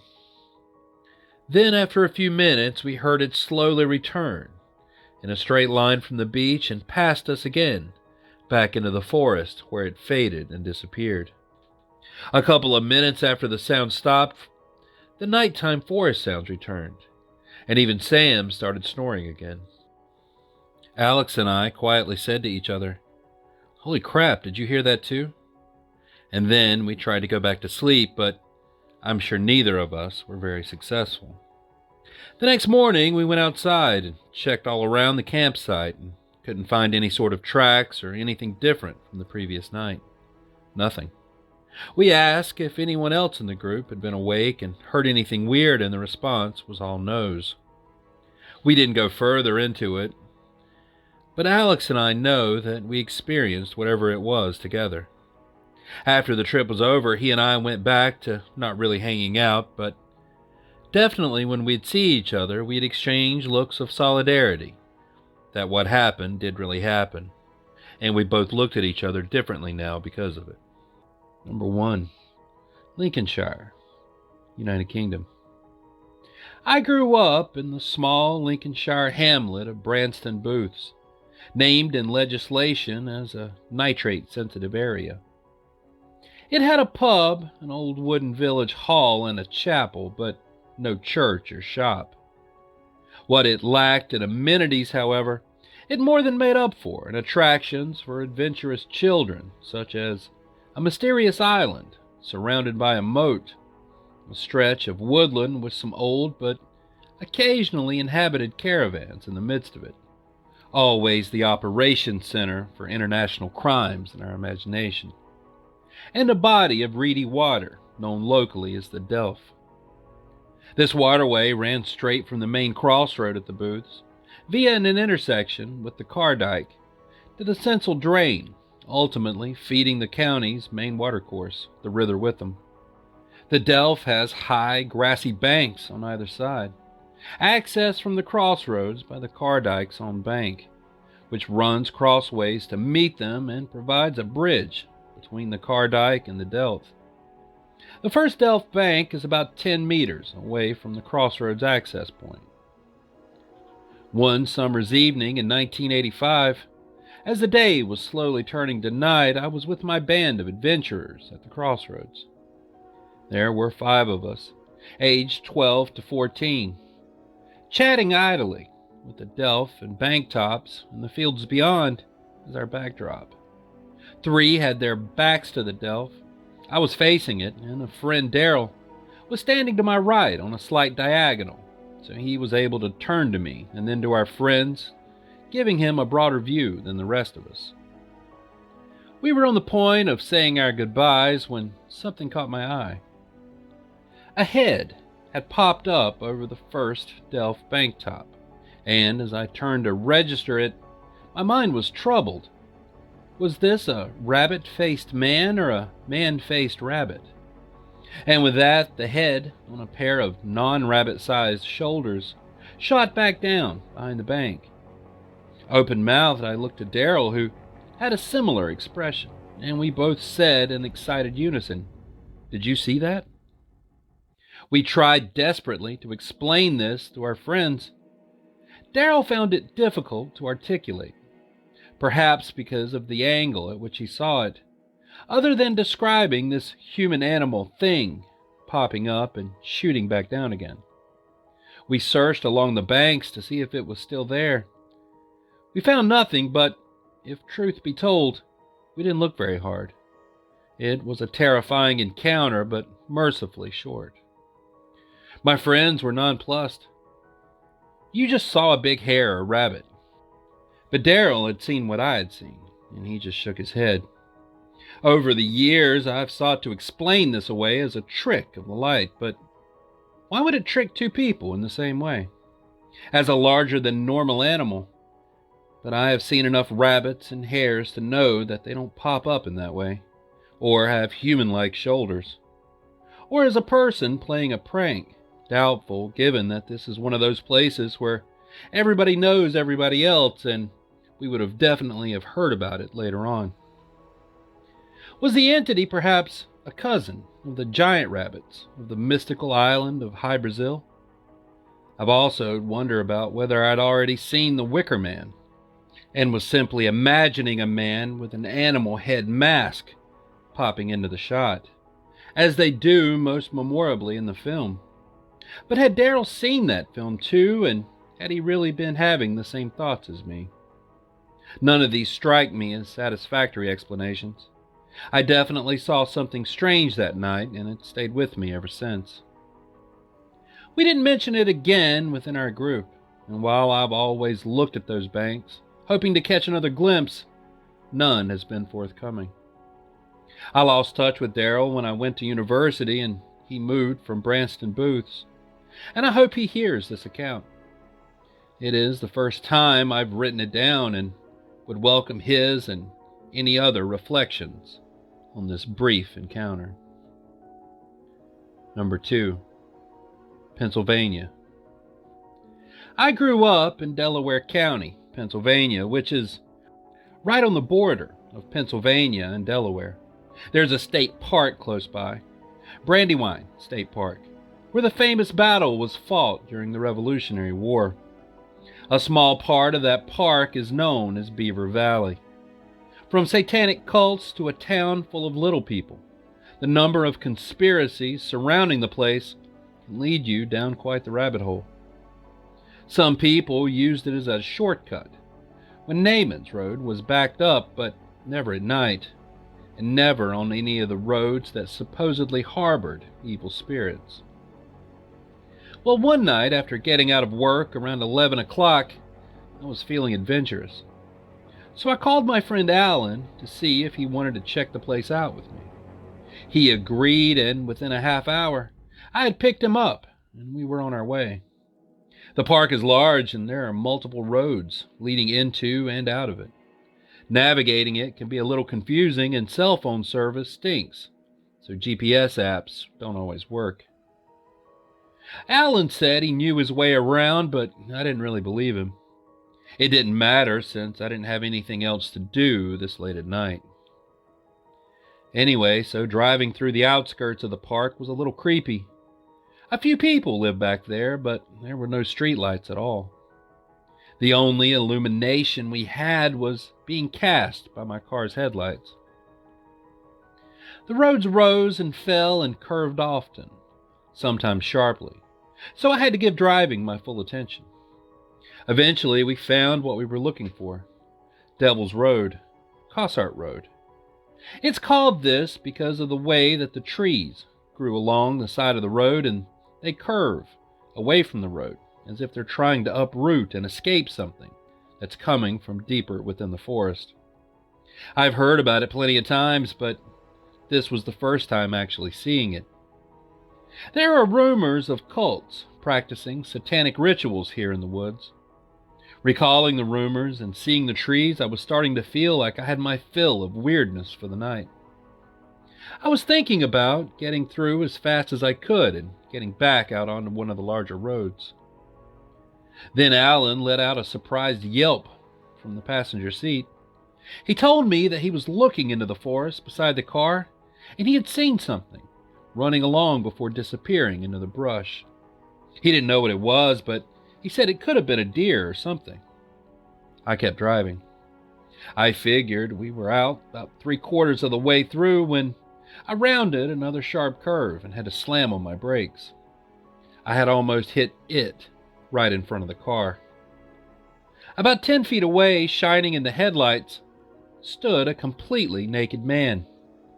Now, it was January, and the temperatures had been dropping into the 30s lately, so the guy would have had to have been freezing. He was tall and thin, filthy, with long matted brown hair and an unkempt beard. He stood staring into the windshield, not shivering or showing any signs of being exposed to the cold. His breath wasn't even fogging. Alan and I sat silently, both too shocked to say anything, and honestly, I was extremely scared. It started to get colder, even inside the car. I started to shiver, and then a moment later, I was shivering uncontrollably. Alan was doing the same thing right next to me. I began coming around to what was happening, and I reached down and put the car in reverse. Something was telling me just to get the hell out of there and leave the naked guy standing in the road, but the car wouldn't move. I was pressing the gas and the engine wouldn't even rev. I wasn't even sure that the car was on anymore. Now my head was beginning to feel foggy. Strange thoughts and ideas kept forming in my head, but they were slipping away before they could take root. I vaguely remember Alan reciting something that sounded like a Bible verse. As far as I know, Alan isn't particularly religious, and I found it strange that he could quote passages from the Bible. Then the man started to move slowly, stepping backward, methodically, foot after foot, still staring right into the windshield at me and Alan. He backed away completely out of view of the headlights, and then all that was in front of us was a stretch of empty road. I started warming up immediately, and the fogginess began drifting away. I then saw the eyes ahead on the road, coming from where the man had disappeared. It was a pair of narrowed red orbs, hovering about 8 feet off the road surface. They were moving slowly up and down as if attached to something moving. A creature slowly appeared given the light. It had the shape and size of a horse, but the head was a cross between a ram and a man, with curling horns that jutted from both sides and wisps of dark fur. The nose and mouth were unmistakably human. The fogginess suddenly returned tenfold, and I couldn't keep my eyes open any longer. I woke up to banging on my window next to my head. I had an excruciating headache, and there was a light being shined in my face. It was a police officer. We had come to in a small clearing off the roundabout that was about 3 miles away from where we had been. Alan had passed out as well, and neither of us could recall anything. The police officer asked us a lot of questions and even searched the car for drugs and gave me a breathalyzer test. I told him everything, and by the time we were done, he must have thought we were some kind of weird loonies and he just wanted to get rid of us. We hadn't really done anything illegal, at least I don't think so, and he let us go. I don't know how we ended up in that clearing, and I don't remember what happened after we saw the thing. I mean, bits and pieces are coming back to me slowly. I'm trying to think of all kinds of excuses. Maybe something was up with my car and we got a non-lethal dose of carbon monoxide or something. I don't know. I can't explain it. Since that night, there are random moments where I feel a sense of overwhelming terror, like something horrible is only seconds away from happening for some reason. I can't get it out of my head, and I have no idea why. Number 3. Virginia. Dear Biker, this is a throwaway email account because I don't want to include my name. I just don't want people to think I'm crazy. Just respond to the email if you use it in a video so I can read the comments.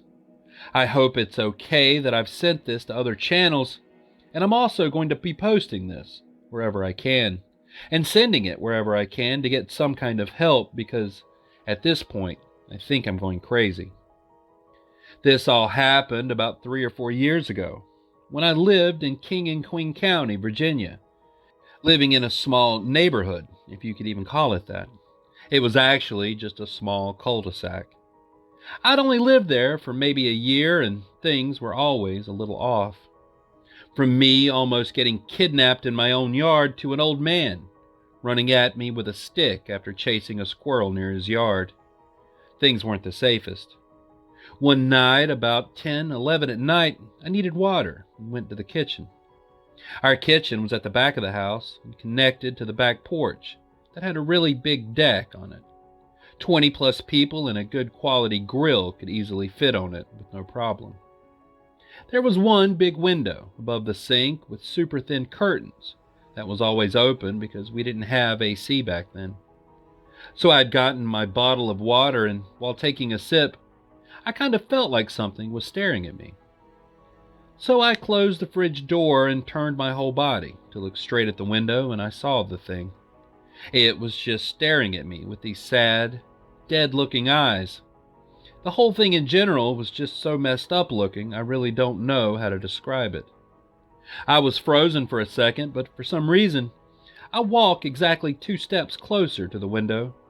I guess because I didn't understand what I was looking at, and the thing took off. I ran to the window and watched the thing run on all 4s and jump over the neighbor's fence, causing their German shepherds to start going off. So I know it wasn't just my imagination. I became obsessed with it and drew it and showed my friends and even told and showed my dad. But they all laughed it off like some kind of joke. I saw it pretty frequently after that. It would show up at my school, house, woods, everything. And there was a number of dead animals around that time too. After a few months, it slowly started not appearing as much and completely stopped, maybe 2 to 3 months before I moved from that area.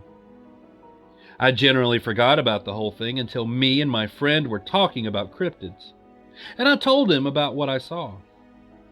Now that I remember, I'm obsessed again and need help with what that thing was and if someone else has ever seen anything similar. I think I'm going crazy no matter how many times I look up what it looked like or do deep dives on cryptids. Nothing comes up. And I'm starting to think that maybe everyone was right and it was just my imagination. But I know what I saw. And someone else has to know what I'm talking about, so please someone help me. I've attached a drawing I did on my iPad of what it looked like. Please, if you read this or hear this, if you can give me some leads, I'm actually begging at this point. Number 1. Dear Tattooed, here's a strange encounter I had while hunting in rural Texas. Was told you might like this. This happened when I was growing up, around 2004 or 2005, when I was about 13 years old. It took place in a rural area, a good ways outside the town of Everglades, Texas. The town itself was really small back then and not much to look at. It's just one of those towns that really isn't on the way to anywhere important. My father knew someone who owned a deer lease. It was about 1,000 acres, I think, down outside that area, and was complaining about a ton of hogs that's been tearing up their land. Being open season on hogs in the south, my dad thought that he would surprise me that summer and take me down for a week to go hunting for them. Not only did that help him with networking for his job, but also gave us some quality father-son time. I remember the drive down there from Dallas was pure torture. It was about 7 hours in my dad's hard-top Jeep Wrangler. That car was so uncomfortable, I hated it. All I had to do was either stare out the window or try and beat Super Mario Land 2 on my Game Boy. Something I was never able to accomplish in my youth. The drive obviously took most of the day, and when I got there in the early evening, the owner of the land had told my dad that he hadn't had anyone lease it that year yet, and the cabin and the property might be a little rough and dusty. I didn't really care. At this point in my life, I'd been in scouts for a couple of years and spent a lot of my free time out in the woods, hunting or fishing with friends. Needless to say, I was pretty comfortable just roughing it. So after unlocking the gate and driving to the cabin on the land, we settled in. The cabin was pretty rough. Dust and dirt everywhere. Flies. I remember that it looked like some raccoons had gotten into the cabin and crapped on the floor. After cleaning up a bit and getting the sleeping bags out and setting up the cots, we decided to sleep. Something about that night was weird. I never was able to get comfortable enough to fall asleep for any restful amount. I couldn't put my finger on why, but I had that feeling that I was being watched. I was finally able to drift off for what I guessed was about an hour. When we woke up, it was early, around 7 a.m. We decided to scout the land for tracks and signs of hogs and find a good place to set up a blind. It was the summer and horribly hot in the afternoon, so morning was the best time to be out and about. After walking for an hour or so, we came to an area of trees, lightly dense, and luckily found some signs of hogs. Typical torn up ground where they had been rooting, so we followed them into the trees. I was looking for more signs when my dad stopped me with his arm. I remember looking up and seeing someone standing about 50 yards away. Some of their body was blocked by the trees. This was private land, so they definitely weren't supposed to be there. We also had confirmation from the owner before we got the lease that nobody was there.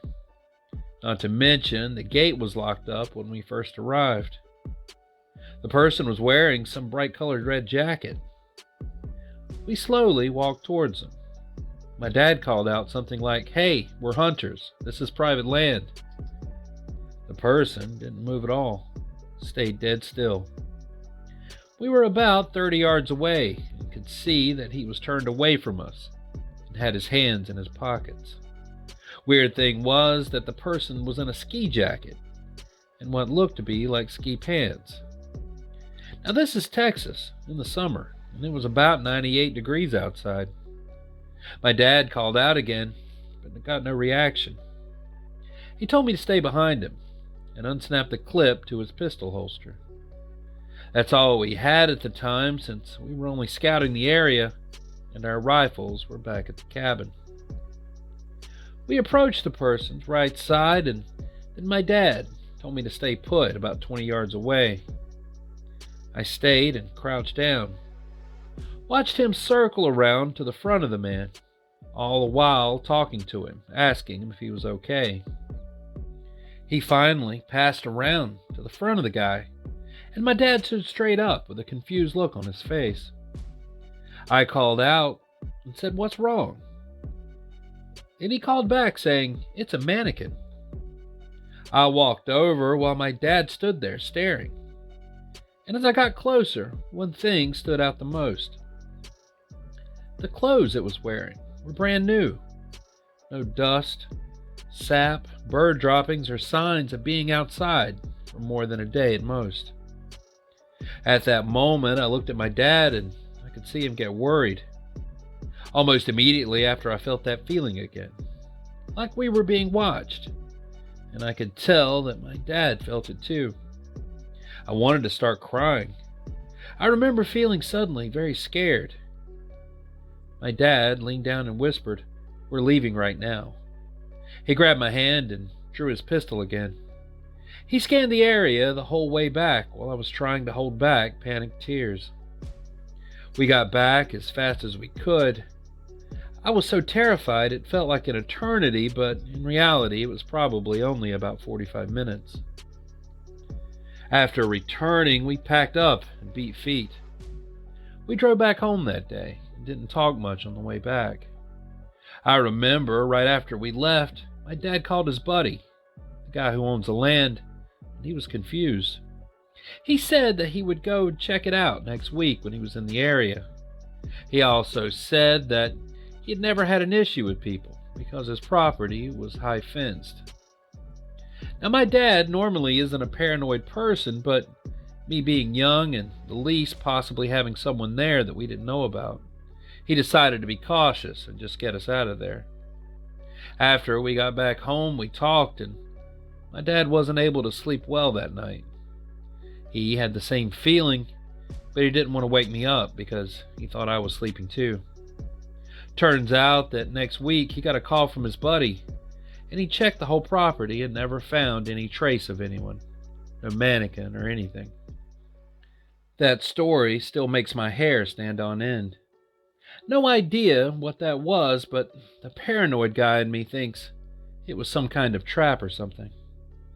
Not the creepiest things that's happened to me in the woods, but definitely in the top 3. So whoever was out there, I'm glad that we never met. Number 2. Hey Tattooed, your email address is weird, so if this is right and you get this, let me know. I've included a couple of weird encounters for you. Hi, so I've had a couple of encounters that have left me feeling crazy and super off. I live in central New York, which is where each of these happened. Several months ago, I'd say probably around February or March, I was at a park with one of my friends after dark. We had gone there frequently and nothing had ever seemed weird. My friend was standing off to the side of a shed, a few hundred feet away from me, and I was sitting in my car. I had been zoned out looking at stuff on my phone, and he had been talking with someone on the phone. It wasn't until I heard this strange barking. It didn't sound human or animal-like per se. I couldn't figure out which direction it was coming from. The sounds seemed to be coming from every direction at once. I looked up and saw my friend quickly walking down the hill before coming to a dead stop. When I looked around, I saw out of my side mirror something stand up from all fours from behind my car and sprint off, way too quickly, into the surrounding woods. My friend came running back, getting in and locking the doors before saying, "Did you see that thing? It wasn't human. It looked like it, but it was way too tall and skinny. It had ran up behind your car, and when it was going behind your car, it squat down on all fours and then got up and ran off." The second encounter, this happened a few months after, right around the start of spring. I was with 3 of my friends and one of their dads. We were in the middle of the woods at one of the campgrounds. They had gone off for a walk maybe 20-30 minutes ago. I had stayed back to watch the fire. Then suddenly, the world went almost silent. I almost felt like I wasn't even in our world anymore. It's hard to explain. I heard this woman screaming, "No, help, someone help me." I had just sat there, staring at the direction that I thought the noise was coming from, which was much deeper in the woods. At first I thought maybe it was one of my friends yelling, but none of them sound like that. Something had also been off about this voice. After a few minutes it trailed off and got quieter as the world returned to normal. My friends returned after another 10 or 15 minutes from a different direction than I'd heard the voice, and they said they hadn't heard anything. So yeah, if anyone knows what these encounters are, or have had similar experiences, please let me know. Number 3. Hey biker, longtime fan here. I had a friend call me on Friday who knows that I'm into this kind of thing. They were in shock at what they had seen and wondered if I had any idea what this could be.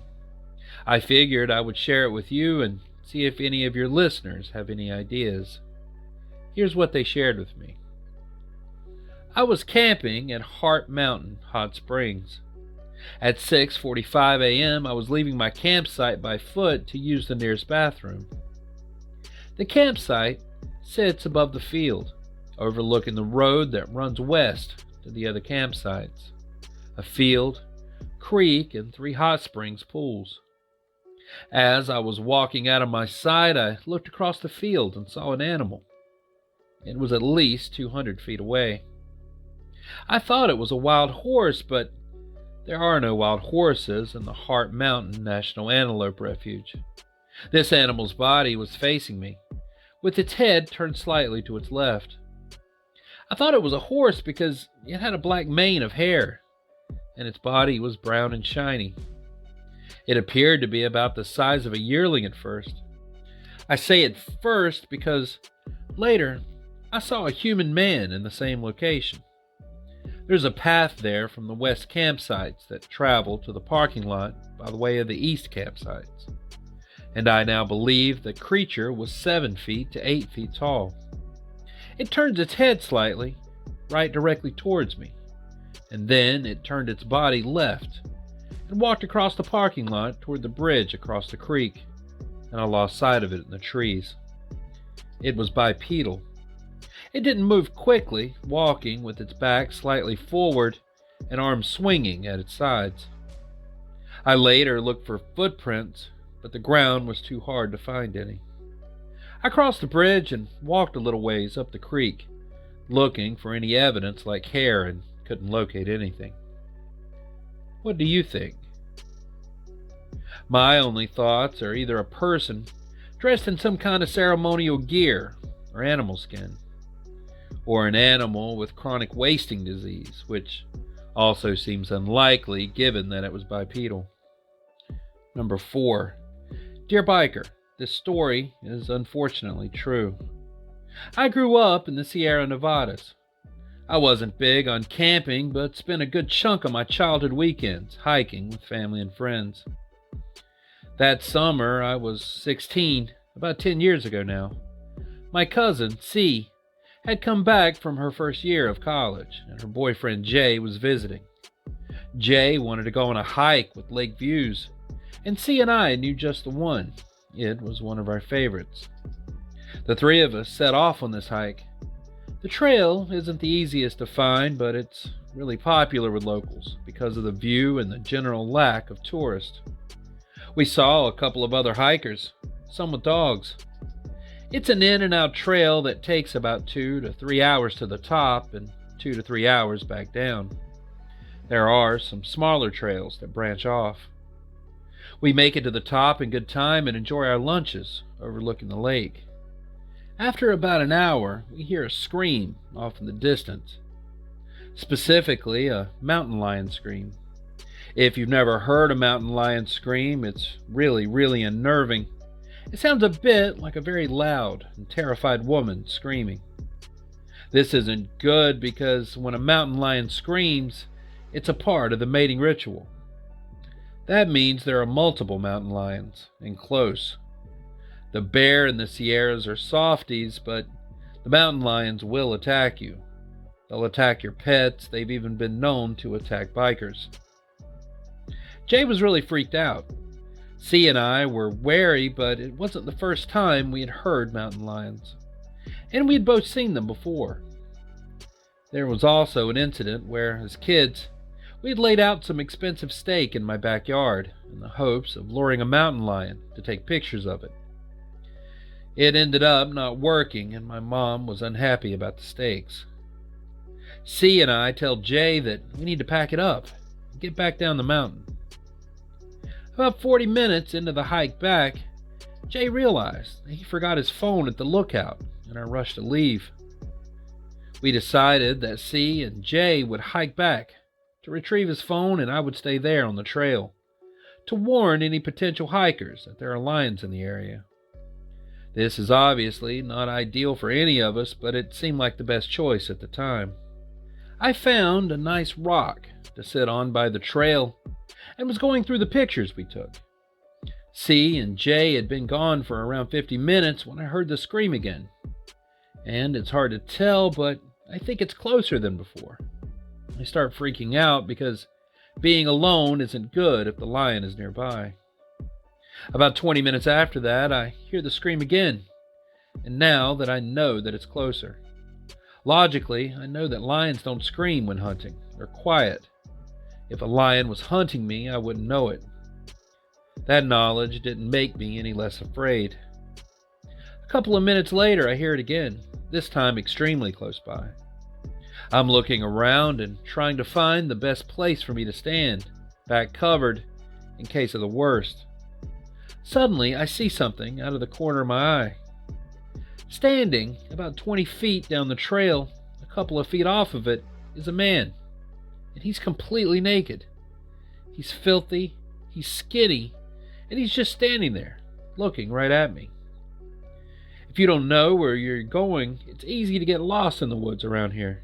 And it doesn't take long being alone, lacking food and water in the wilderness, to make people disoriented and a little crazy. My immediate response is that this man is probably just a lost hiker, and judging by how dirty he was, he's been lost for a long time. He needs help. I started walking towards him, asking if he's okay. I suddenly get this feeling of wrongness. I don't know how else to describe it, but the hair stood up on the back of my neck. I froze maybe 15 feet away now, and had the overwhelming urge to just run. It seemed so wrong.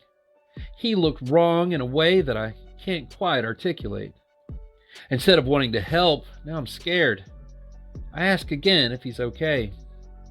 He looks straight at me, then opens his mouth wide and screams. Not a normal scream. He screamed so loud and worse, it sounded just like the mountain lion. It occurred to me that we were probably hearing him the whole time. It was the single most terrifying thing that I've ever witnessed. I started screaming too. Why was he just standing there, screaming? Do I run? Do I hit him with the bear mace? Suddenly, he closed his mouth, turned around, and just ran into the woods, really quickly. Then he disappeared into the trees, but the feeling of wrongness was still with me. I considered bolting down the trail, but decided to wait for C&J, who luckily arrived in about 5 minutes. I told them what happened, and we decided to call it in to the Rangers when we got service. I've always been left with the unsettling question. Did I see a mentally ill, lost hiker who really needed my help, or did I see something else? Something not quite human, mimicking the call of a mountain lion and stalking us down the mountain. Number 1. From Florida. Dear TB, I wanted to share my experience with your listeners. I've posted it in a few other forums online too. I hope that's okay. It was 1982 and I had just ended my time in the Army. After getting home, I found nothing had changed. That in my experiences in the service left me in a poor mental state. I'd loved the outdoors and camping from an early age, so I foolishly decided that camping in the Florida Everglades would give me the peace of mind that I desperately needed. After 3 days in, I'd had enough. I packed up my gear and headed out, only to realize that I'd somehow gotten myself lost.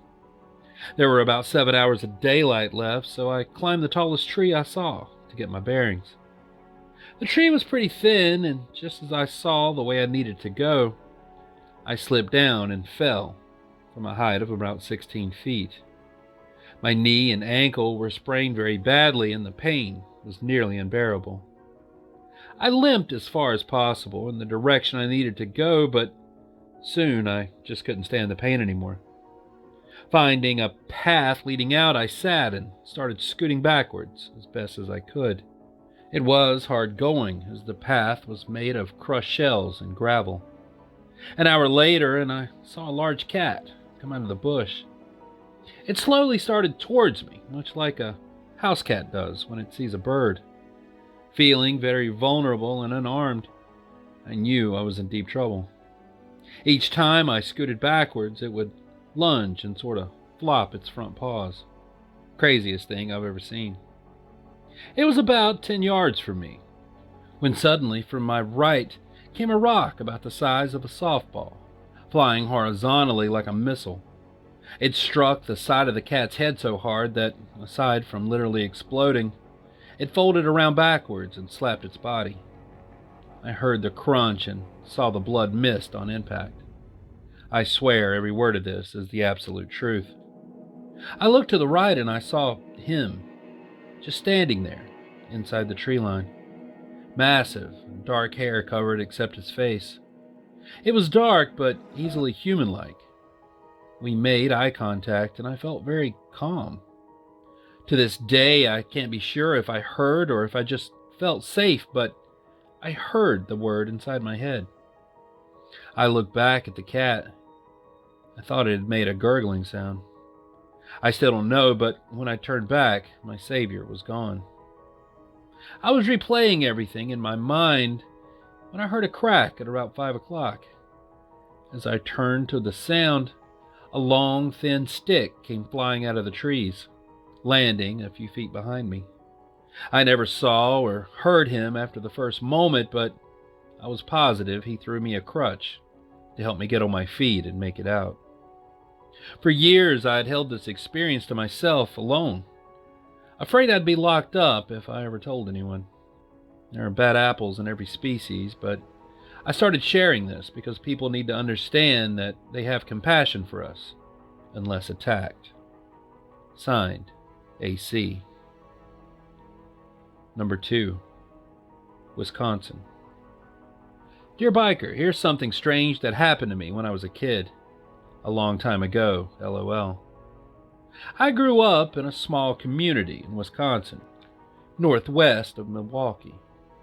The landscape was an area that consisted of dairy farms with scattered woodlots and marshes. Not what you would typically think of when you hear about Sasquatch habitat. We lived on the edge of my hometown and owned about 40 acres of land, half made up of hardwoods and some ponds. Back in the early 70s, when I was 7 years old, in early summer, my dad brought home a new 4-person canvas tent so all the kids could camp out in the backyard. We're all excited and couldn't wait to use it. The first couple of times we slept in the tent were completely uneventful. Not satisfied with just sleeping in the backyard, my older brother and sister asked my parents if we could move the tent into a clearing out further in the woods. The clearing was a small, grassy, open area directly behind my parents' house. My parents thought it would be okay because in this part of Wisconsin, we really didn't have any predators to worry about. So we thought that on the first night in the woods, nothing unusual would happen. We lay on our sleeping bags, eating popcorn, listening to my brother reading scary books to us. I couldn't keep my eyes open after a while and fell fast asleep. All of a sudden, I heard a loud noise. I sat up on my sleeping bag and looked around the dark tent. The moonlight came through the tent a bit, and I immediately noticed my brother and sister weren't in there with me. I felt all around for my flashlight, but I couldn't find it. I immediately thought that my brother and sister ditched me by playing a mean joke on me. Just then, I heard the sound of footsteps outside the tent, and I thought that it might be my brother and sister coming back. Then I heard a loud sound, followed by another sound from the other side of the tent. The noises were deep and guttural, sounding like very large animals almost, like a bear making a huffing sound. But this was like nothing that I'd ever heard before, and I knew it wasn't my brother and sister. I moved to the front of the tent, which faced into the woods, to check to see if the zipper was closed, which it was. Then I heard more footsteps. It sounded like something was walking around the back of the tent. And then I heard another sound. At this point, I was absolutely terrified. This was every child's worst nightmare becoming a reality. I was trembling with fear, and I decided to run and make a break for the house. I unzipped the tent as quietly as I could. Once I got it open, I bolted out as fast as I could run. As I turned around the left corner of the tent to head towards the house, I ran smack into a wall of fur and face-planted into what felt like a big hairy tree. I fell back onto the ground, stunned by the impact. I then noticed that I had a horrible taste in my mouth, and as I got a good mouthful of the hairy tree when I ran into it. I wiped my mouth with my hand and started spitting on the ground. It tasted like a sweaty, dirty, wet dog with body odor. It made me instantly want to puke. At this point, I had completely forgotten why I was running in the first place. I looked up to see what I ran into, and there in front of me stood the largest man I'd ever seen. I could clearly make out the outline of his body. He was immense, taller than a professional basketball player, and twice as wide as a linebacker. It looked like he was wearing a heavy fur coat. My mind couldn't process what I was looking at. It was so big that I must have face-planted into his lower thigh. He just stood there, completely motionless, and stared down at me. My first thought was, why is he wearing a fur coat when it's so warm outside? I then realized that this man might be meaning to harm me. I felt terrified and remembered why I was running. I jumped to my feet and started sprinting for the house. I screamed the whole way, thinking this huge man was right behind me and was about to grab me. When I got to the back door of the house, I ran through the door and locked it, and then ran into my parents' room, screaming. I tried to tell my parents about the big man, but I could hardly get anything out because I was crying so hard. My parents had a look of panic on their faces and immediately asked where my brother and sister were. My parents found them sitting in the kitchen, eating a snack, and they didn't know what the commotion was all about. They told my parents that they heard some noises and got scared, so they ditched me and left me in the tent because I was sleeping. They just figured that I'd be safe. My parents were furious with them. I started to calm down and told my parents everything that happened. They convinced me that I must have been dreaming and just imagined everything. So being young, I bought their explanation and put the whole scary incident out of my mind. However, my parents must have somewhat believed my story because the next day the tent came down and we were never allowed to camp by ourselves ever again. Signed M. Number 3, Montana. Biker, here's my story. I've posted it before and sent it to other channels, but I thought your listeners might have some insight. If you use it, let me know. Thanks. I was a cop for over 20 years, which kind of brings me to what I experienced last year in Montana. As a cop, I approach everything with open-minded cynicism. In other words, I like evidence.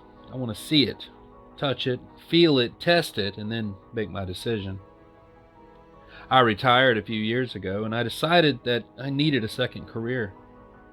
I taught school for a single semester and really didn't like it.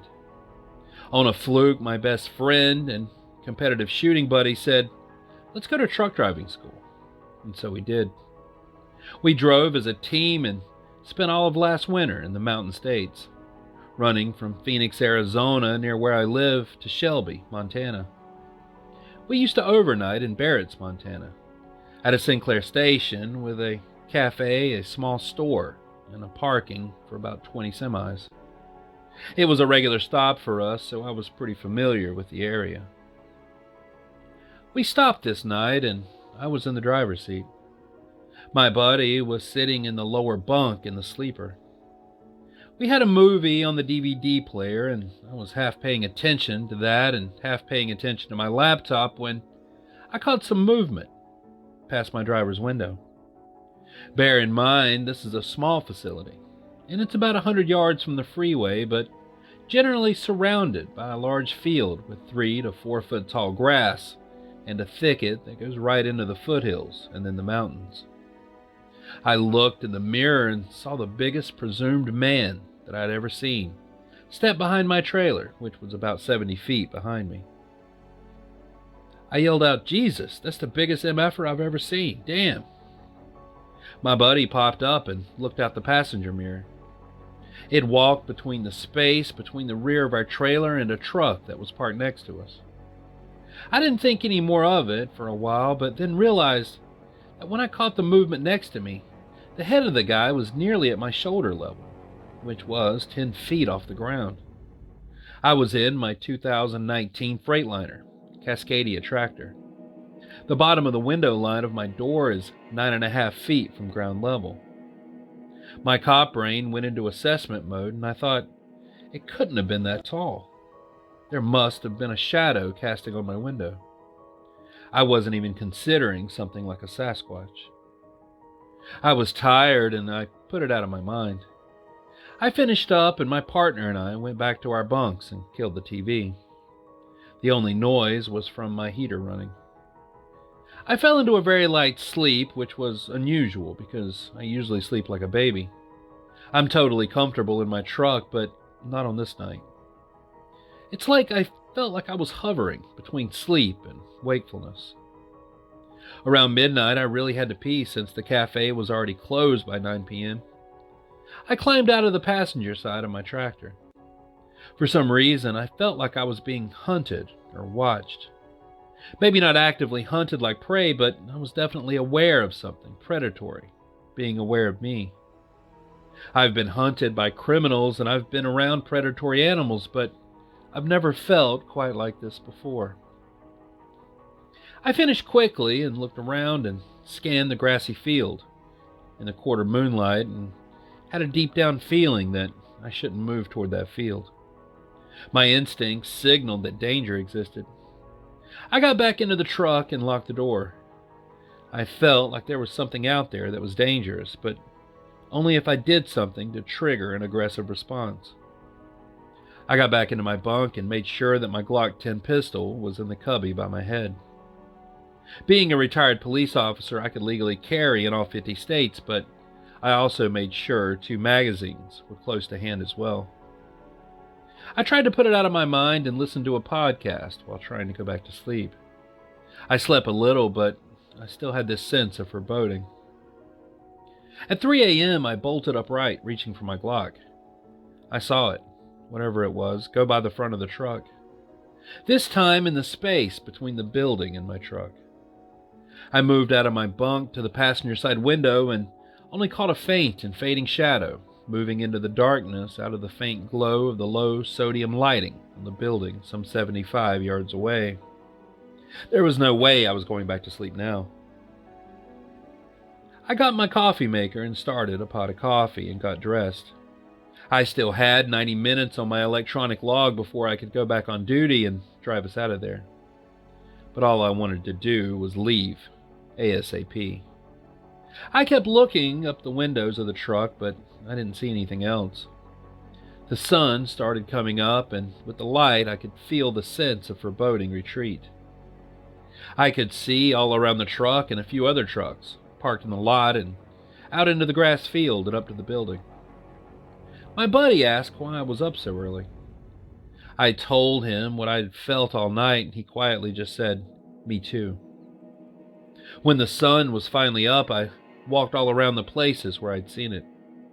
I was using my cop brain again and realized that the hard-packed gravel would hold no tracks, especially as cold as it was.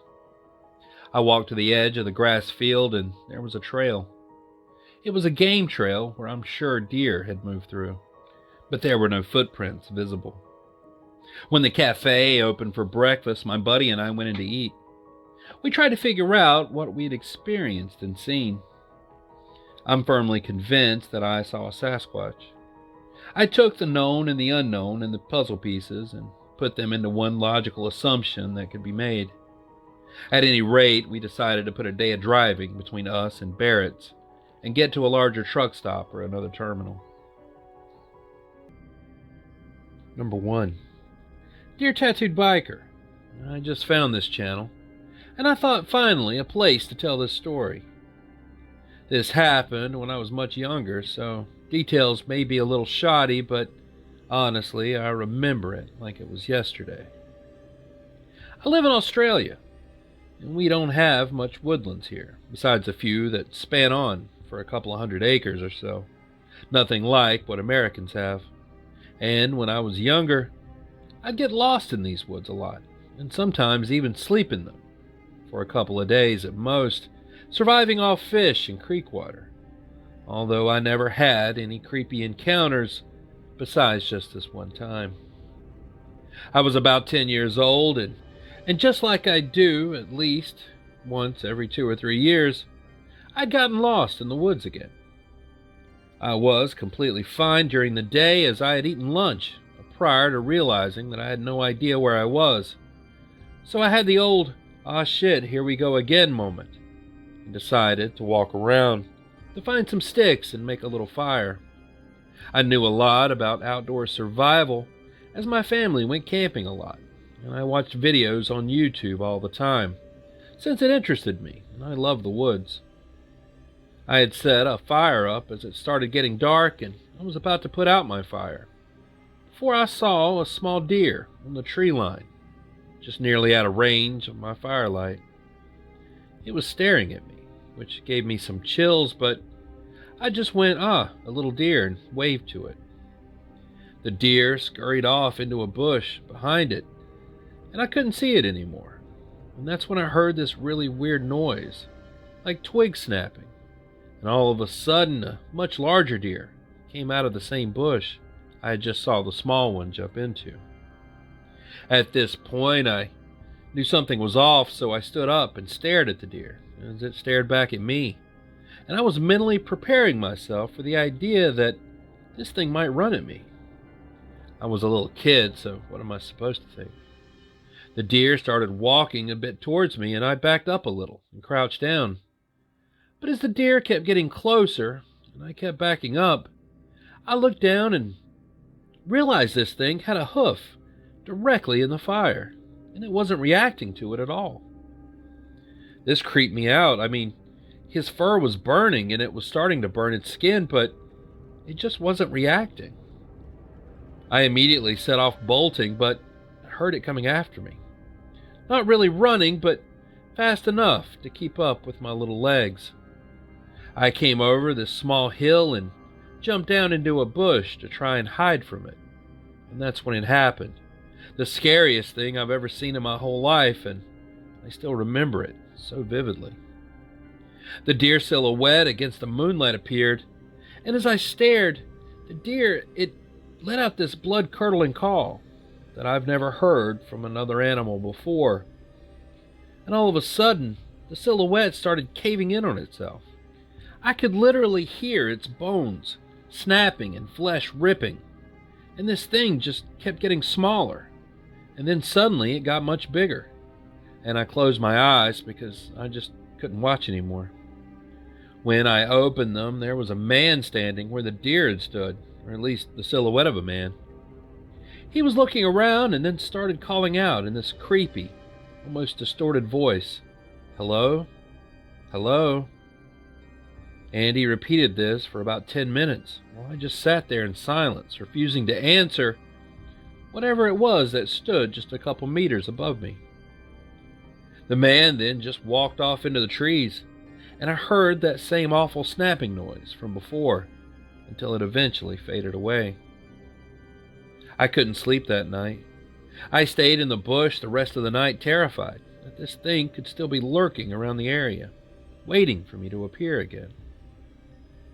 Once the morning came, I walked in a straight line until I reached a road I recognized, and then I ran all the way home. I didn't tell my family about it as I feared I wouldn't be taken seriously, but I was terrified. I haven't been into the woods since that day and always stayed home when my family went camping, even begging them not to go. I'm 21 now, and that incident was 10 or 11 years ago, and I still remember that silhouette and the sounds of those bones snapping. I've done tons of research, and my only conclusion to what happened is that I narrowly escaped a skinwalker. I'm tearing up from fear right now as I write all of this down, remembering that horrific night. I hope you enjoyed my retelling, and if anyone out there has any other explanation on what this could have been, please tell me in the comments if this gets used in a video. If you've read it this far, thanks for reading. All the best. Signed, Sean. Number 2. Hey Tattooed, I have a deep woods story, and it's really wild, but I swear on my life it really happened. It was September in central Idaho. Autumn had come to the mountains, and with it bow hunters looking for mountain goats. My cousin, let's call him Vern here for privacy, is an avid hunter, and he's been all over North America hunting various game. Bears in Alaska, wild hog in Texas, bighorn sheep in Wyoming, but his favorite hunting area was the Lemhi mountain range in central Idaho. Our extended family has been hunting in those mountains for generations, and we know every river bottom and mountain peak like many people know their own neighborhood. Mountain goats are a fascinating animal to hunt. They live well above the tree line in rocky environments. They're sure-footed and can climb near vertical slopes. Hunting these animals requires one to venture into these dangerous areas. You have to be mindful as you pursue an animal like that. One wrong step on a rocky slope or one loose rock can mean you're not going home ever again. Vern was an expert mountain hunter. It's something he was just born to do. Vern decided to hunt in the Hayden River area. It's a familiar spot to most locals, and the area is home to plenty of mountain goats. The first mile of Vern's hike was uneventful as he climbed up into the canyon. The air was crisp and his breath formed in great plumes as he progressed. The sun was just peeking over the mountains when Vern came to a small deer trail. He decided it might be a nice shortcut from his usual route and took it. A few 100 feet up the trail, he saw something odd pop out from behind a tree. It was a man. He was dressed in a light denim coat and jeans and was carrying a small backpack. My cousin stopped for a second to get his bearings, unsure of where this guy had come from. The man waved at him with both arms. One of them was holding an older-style hunting bow. Acknowledging him, Vern waved back. Although the man looked to be physically fine, it was clear he was emotionally distressed. He yelled out something my cousin couldn't quite hear and waved his arm, indicating that my cousin should follow him. Vern didn't get any bad vibes from this man and could tell he was genuinely in need of some help. He began to make his way up the canyon, following this mystery man. Vern could never gain any ground on this guy. He was always just far enough away that he couldn't talk to him. Periodically, the man would stop and turn towards him to make sure Vern was still following. Every time he looked back, Vern could see the worry on his face. My cousin did his best to remain calm and keep a smile on his face, unsure who or what he was being led to. It was peculiar, Vern thought as he hiked. He hadn't seen any other vehicles on his drive up to the trailhead. Perhaps he came in from another ridge. What could he possibly be leading him to? He figured one of his hunting party had been hurt and needed help. Of course, he wouldn't have had to speculate if the man would just stop and talk to him for 5 minutes. Vern lost sight of the guy just past a turn in the trail. The trail opened up into an incredibly steep and rocky slope. He looked in every direction and couldn't locate the guy when he heard a whistle. Looking up, he saw the guy about 500 feet up the rocky slope, waving at him. There was no possible way he could have gotten up that far in just a short time. He still didn't feel any fear or wariness about this weird situation. The man was waving more frantically now, practically begging Vern to follow him up the slope. With a sigh and a grunt, he started up the rocks. It was slow going. Every other step caused a mini rock slide and would cause him to continually lose his footing. Huffing and puffing on the cool, thin air, my cousin eventually made it to a small landing. It had taken him almost 45 minutes to get to the spot where he saw the man from below. There was no earthly way anyone could have done that scramble up that hill any faster. Totally exhausted and out of breath, Vern sat down on the stone landing. He looked around and couldn't see the man anywhere. As he scanned his surroundings, he saw something odd poking out of a boulder about 20 feet away from him. Walking over, he found a weathered boot. 2 boots, actually. Inside those boots, and under the boulder as well, were bones. Vern looked around once again for the man, but he never saw him again. Instead of feeling eerie or unnerving, Vern felt a sense of relief wash over him. These emotions weren't his own. What he felt seemed to come from all around him. He marked the spot with his GPS and decided to make his way down and call the authorities. The county sheriff's office responded, and he led them up to the canyon, to where the body was. It took 4 grown men to push the boulder out of the way, and when they did, they found the skeletized remains of a man. On the body, they found the hunting equipment and some personal effects. From a credit card in the wallet, they were able to identify the guy. He was a bow hunter that had gone missing almost exactly 53 years beforehand. Vern never wanted to be identified to the public or the missing hunter's family. He didn't want recognition for something like that. To him, it was just one of those bizarre mountain stories. He was happy that the family got closure, even if it was half a century later.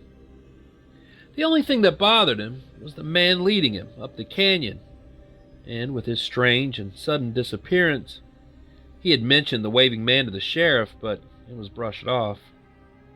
When the news reports came out announcing the discovery, several photos of the man were published. Vern was absolutely shocked when he saw them. In the photos was the man he had seen leading him up the mountain to the body. It finally made sense to him. The man's distressful look, the constant checking, and Vern was following him, and the sense of relief he felt when the body was discovered. That man was desperate to get home, and through Vern, he was able to be reunited with his family. And that's my story. Thanks for reading it, Biker. Hope you have the best day. Signed, Randall. Number 1. Dear Biker, here's something weird that happened to me when I was younger. I thought I would share. For almost a week, I saw this kid, seemingly around our age with some odd silver eyes, standing outside the apartment building, looking up at our window like he was just waiting to be invited inside. I first noticed him at a local mall not too far away. We'd walk there every day because the place my friend and I worked at was close by. After school and work, we'd eat at the fast food places there because we had no cooking privileges where we were staying. At first, we thought he was just into one or the other of us and had just followed us home, which was in itself pretty creepy. My friend's brother was a cop. He offered to have a chat with him and scare him off, but when he went outside, the kid was nowhere to be found, even though we had just seen him that minute, hanging around outside. After that, he was only out there, very late at night. Any time anyone else was around but us, he just seemed to conveniently vanish, making it seem like we were only making him up. One night I woke up and my friend, she was sleeping with her head literally on the windowsill. I woke her up and helped her back to bed, but the next day, she was so out of it she missed school and work. A couple of nights later, the kid is out there again. It's late and I'm all alone because my friend had a date and our roommates went out. The kid calls up and asks me if he can come in, and his eyes, they were just freaking glowing silver. This was before special effects contacts were something you could buy at the mall, before cosplay and all that. This guy was super pale, goth-looking, even before the term was popular. It was a common look back then, so we didn't think too much of that, but we figured maybe he was into punk or something. I don't know. For a minute, I almost did it. I almost let him in. I guess self-preservation kicked in because I told him to go the hell away and slammed the window shut. Later, my friend came home and she told me she'd had a wild dream the other night. And in the dream, he had levitated up to the window and touched her face, after which she'd felt completely drained and sick. I don't know what that kid was, but he definitely wasn't a human being. And I believe to this day that she was only half dreaming, and that he did something to her that night that made her so drained and sick. We never saw him again after I told him to go away and leave us alone. We moved away from there a few weeks later. She went back to her parents' house, and I returned to mine. By the end of the next year, I'd be living far away in New York City, and I would just laugh and dismiss the whole episode. Looking back, though, I have to wonder exactly what that kid was, because those glowing silver eyes, they just weren't quite human. He was really, really pale and had super white hair, so I've wondered if maybe he wasn't some kind of albino at the time. I've met a few people who are since then, and I don't think that was it. The entire episode vaguely reminds me of the Black-Eyed Kid stories now, but his eyes were definitely a metallic silver, not black, and He seemed to have pupils, unlike the kids in the black-eyed kid stories. It was just really freaky, though, the whole thing, and to this day I still wonder exactly what he was. Number 2. This is a story I've shared with a few close friends, but I've never really posted it anywhere or anything like that. When I was a boy, around 6 or 7, I lived with my parents and my younger brothers in this one-bedroom apartment in Pasadena, California. My brothers and I had one bedroom, and my parents would sleep on a fold-out couch in the living room. One night, from seemingly out of nowhere, I began to have these dreams. A woman would come to my window. I slept on the top bunk bed, and opened my screen and turned me over to face her. She never said who she was, but I remember her being in maybe early 20s. Really blonde, fine hair, and a very pale complexion. She had elongated teeth where the canines would be. I was instantly terrified. She would speak to me and ask me questions. I never answered, but she would keep talking to me anyway. She told me to call her the scary head.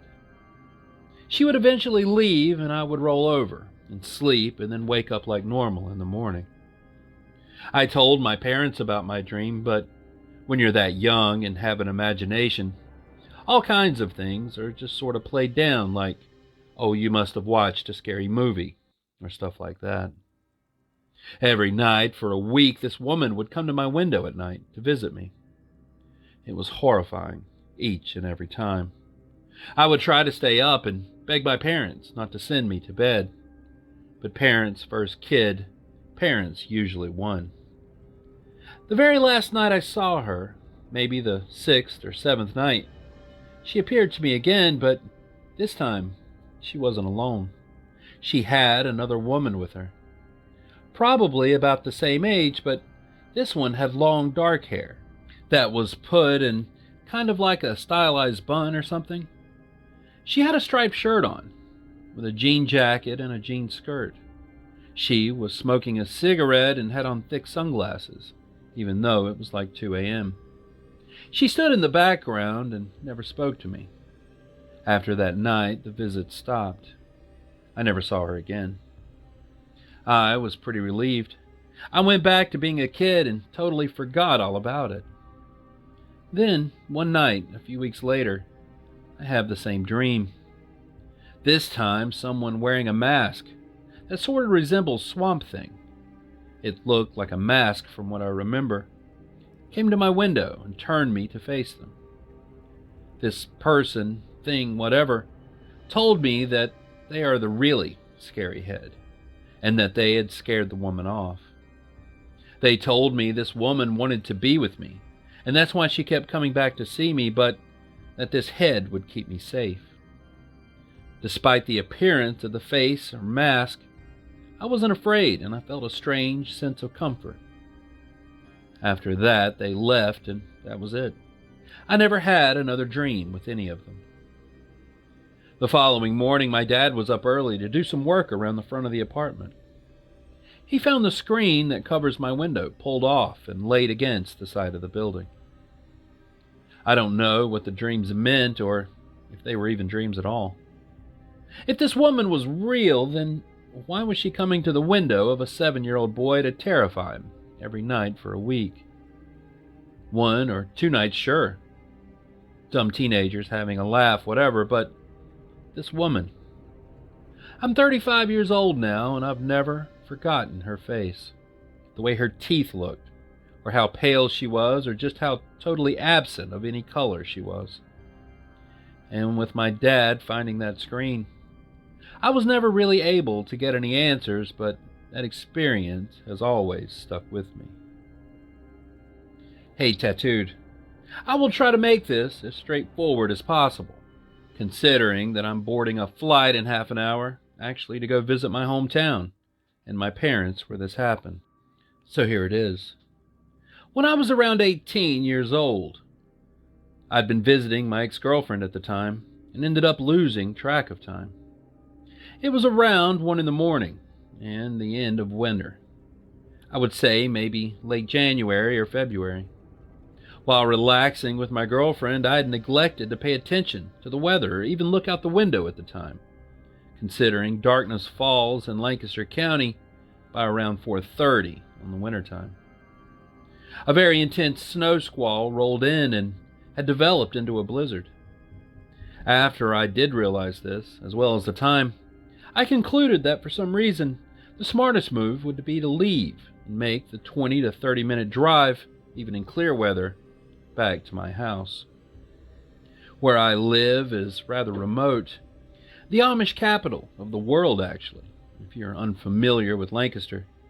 But it's miles and miles of rolling hills, crop fields, and woods, with several small towns scattered out amongst them. About 10 minutes into my drive, I'm having a very difficult time seeing through the endless onslaught of fluffy snow. And the fact that I had left my glasses in my girlfriend's bedroom, I was driving at maybe 15 to 20 miles per hour, considering the roads had not yet been plowed and were still pretty slick. I got to a familiar portion of my drive about 2 or 3 miles from my old high school. As I'm creeping down these country back roads, I can barely make out some sort of color in my low beams about 20 yards out in front of me. Curiously, I angled my front end towards the thing that I was seeing, which was also on my side of the road. As I got close enough to make out what I was seeing, I realized it was a hunched old woman in some kind of blankets and a long skirt. Instantly, I was thinking this is my chance to be a good Samaritan and save a life. It was all of about 5 degrees outside that night, and this old woman was pretty far into the nothingness of the land, with no other homes around. I crept up next to her and rolled down my window.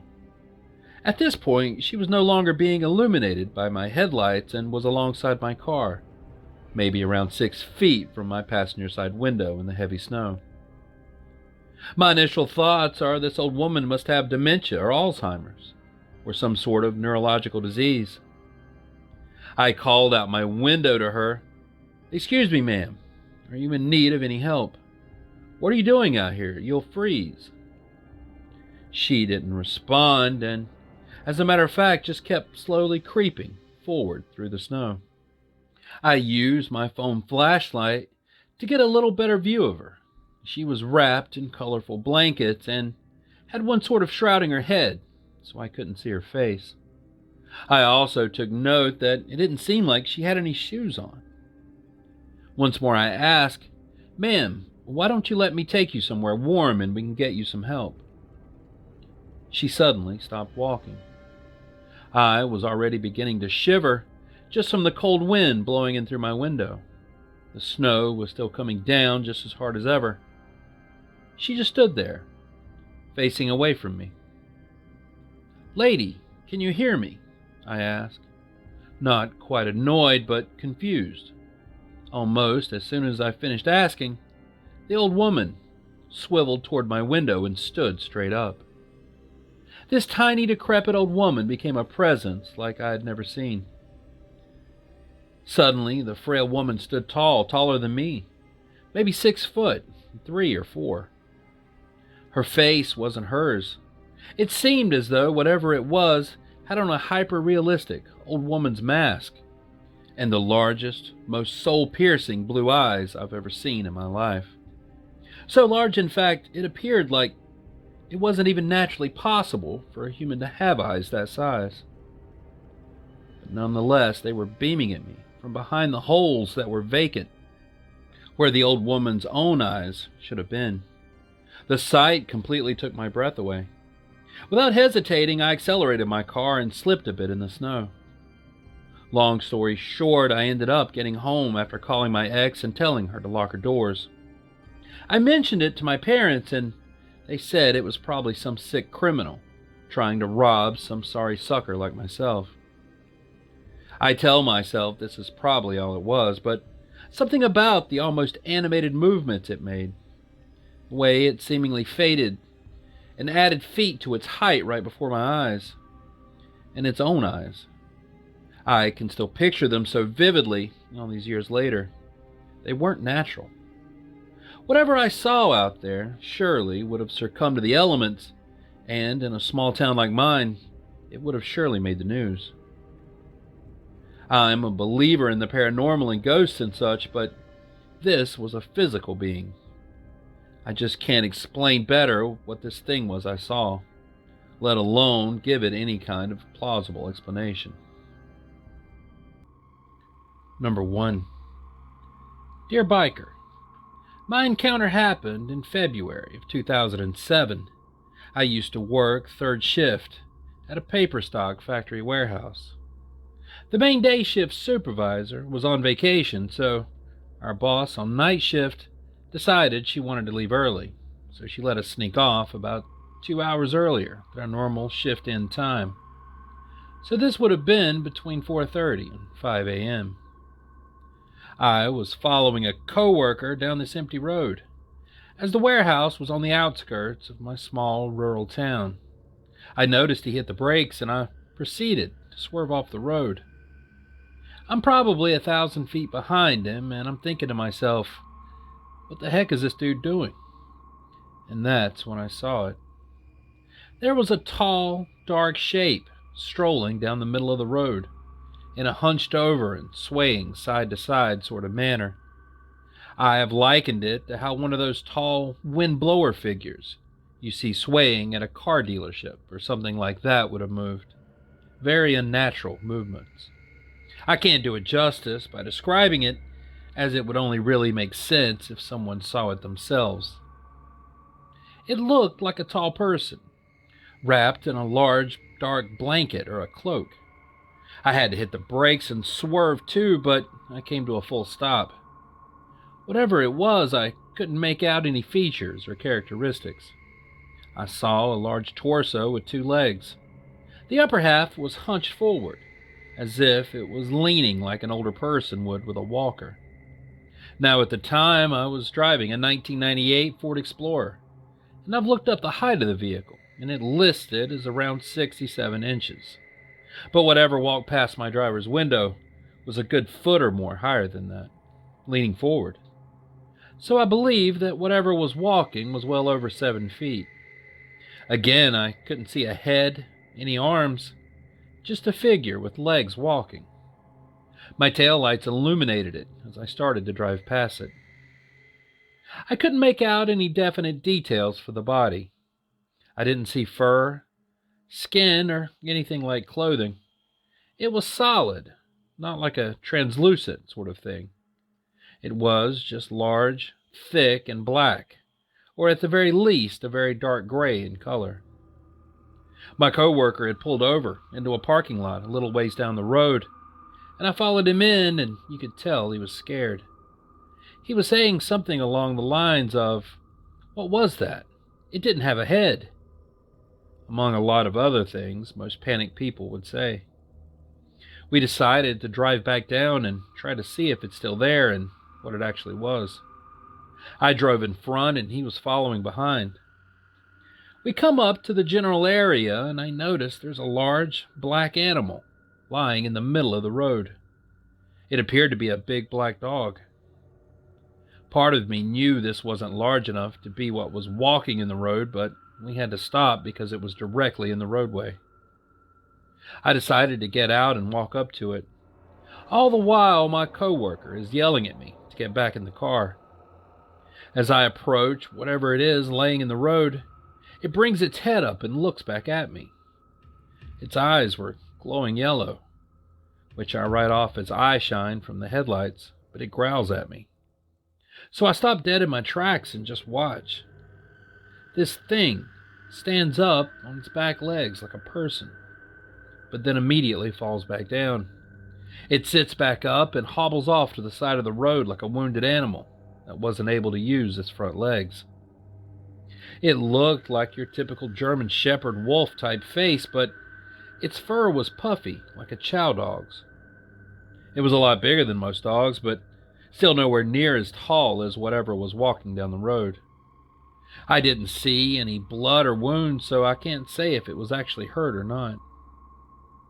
My coworker got out of his car by this point, after it had disappeared into the woodline. We discussed what the heck just happened, but while we were talking, I noticed that next to our feet was a mouse. It was just standing there with us, but cleaning itself. I nudged it with my shoe and it just kept cleaning its face as if it wasn't afraid of us. The mouse was sitting in the upright position, as it was on its hind legs and using its front paws to wipe itself. I never really considered it until recently that all three of these bizarre happenings was all on two legs. We got back in our vehicles and drove off, and then the next time at work I had mentioned what happened to us, and our coworkers laughed at us. So the other guy who saw it told me if I don't stop talking about it, he's just going to deny it and I'd just best forget about it. So for essentially 15 years now, I've never told anyone about this. I've tried to rationalize it into something that makes sense, but even then it doesn't completely add up. I've tried to explain it away as it was just a large dog. It must have gotten hit by another vehicle before my coworker and I got there. Maybe it was messing around with the mouse and it got hit, which broke its front legs, so that's why it was trying to use its back legs. The mouse was traumatized from the dog trying to mess with it, so it was just standing there cleaning itself. That sounds at least plausible, until the original thing we saw walking without a head. The dog was nowhere near as tall as that thing was. So even with the dog standing upright, it was close to 6 foot roughly, but whatever was walking had to have been well over 7 feet tall, as it was so much taller than my Explorer, even with it hunched forward. I can explain away the dog and the mouse, but I just can't explain what that was.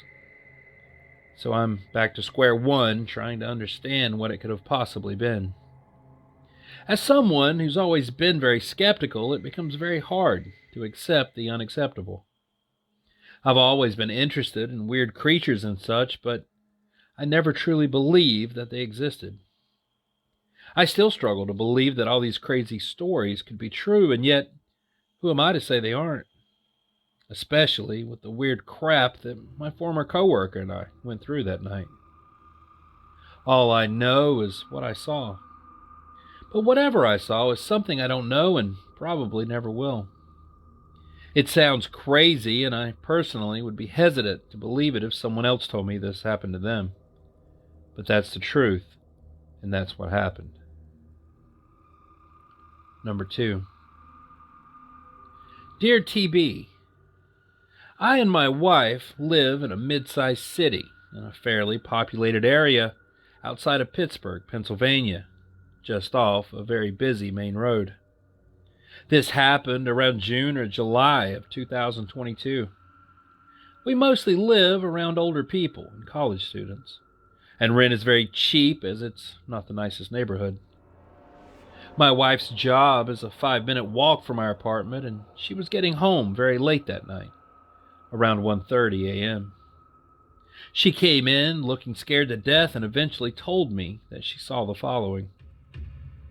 She said there was a small humanoid running out from between ours and our neighbor's house. It was dressed like and had the proportions of approximately a 4-year-old child and wore a striped shirt and pants. She said he stopped, it appeared to be a boy, and looked in her direction briefly, before running off between another house. The child appeared to have a potato sack or a burlap sack over its head. It was possibly drawn on. She is a major vibes person, but she's never said anything like this before, though she has excellent instincts. She didn't get a sense that it was evil, but she was terrified after. If I bring up the child, she gets freaked out and won't talk about it. No small children live on our street, and there are regular gunshots, screaming, and angry homeless guys that we are very accustomed to after 3 years of living here. In short, it's not a place that an approximate 4-year-old child would be out alone at 1:30 a.m. She also didn't tell me what happened right away. She appeared scared, but talked about work and unrelated things before telling me about it. I think that she thought I would judge her and say she was lying. It never happened again, and I have never seen or felt anything. If anyone out there has any theories, I'd love to know about them. It freaks me out just to think about it, especially because that house he ran from is owned by a bachelor and has an enclosed, gated backyard. So I spoke to her again about it. She said that it was strange because the door to our next door neighbor's backyard was closed and it seemed to go through the door. She said it ran in an unusually playful manner and seemed scared only when it stopped to look at her. It actually ran to the opposite side of the same house, which I got wrong the first time. From her report, it didn't run like a child, but had a quick, playful movement, sort of like a rabbit. It made no sound or movement to indicate distress, other than running or skipping. She said it was much faster than a child would be. She felt it was an internal sense that it was paranormal, that she saw something that she wasn't supposed to and shouldn't continue. If it has to have a face to be a humanoid, I apologize. I really wasn't aware, honestly, and I was trying to learn about the story. This is Pittsburgh.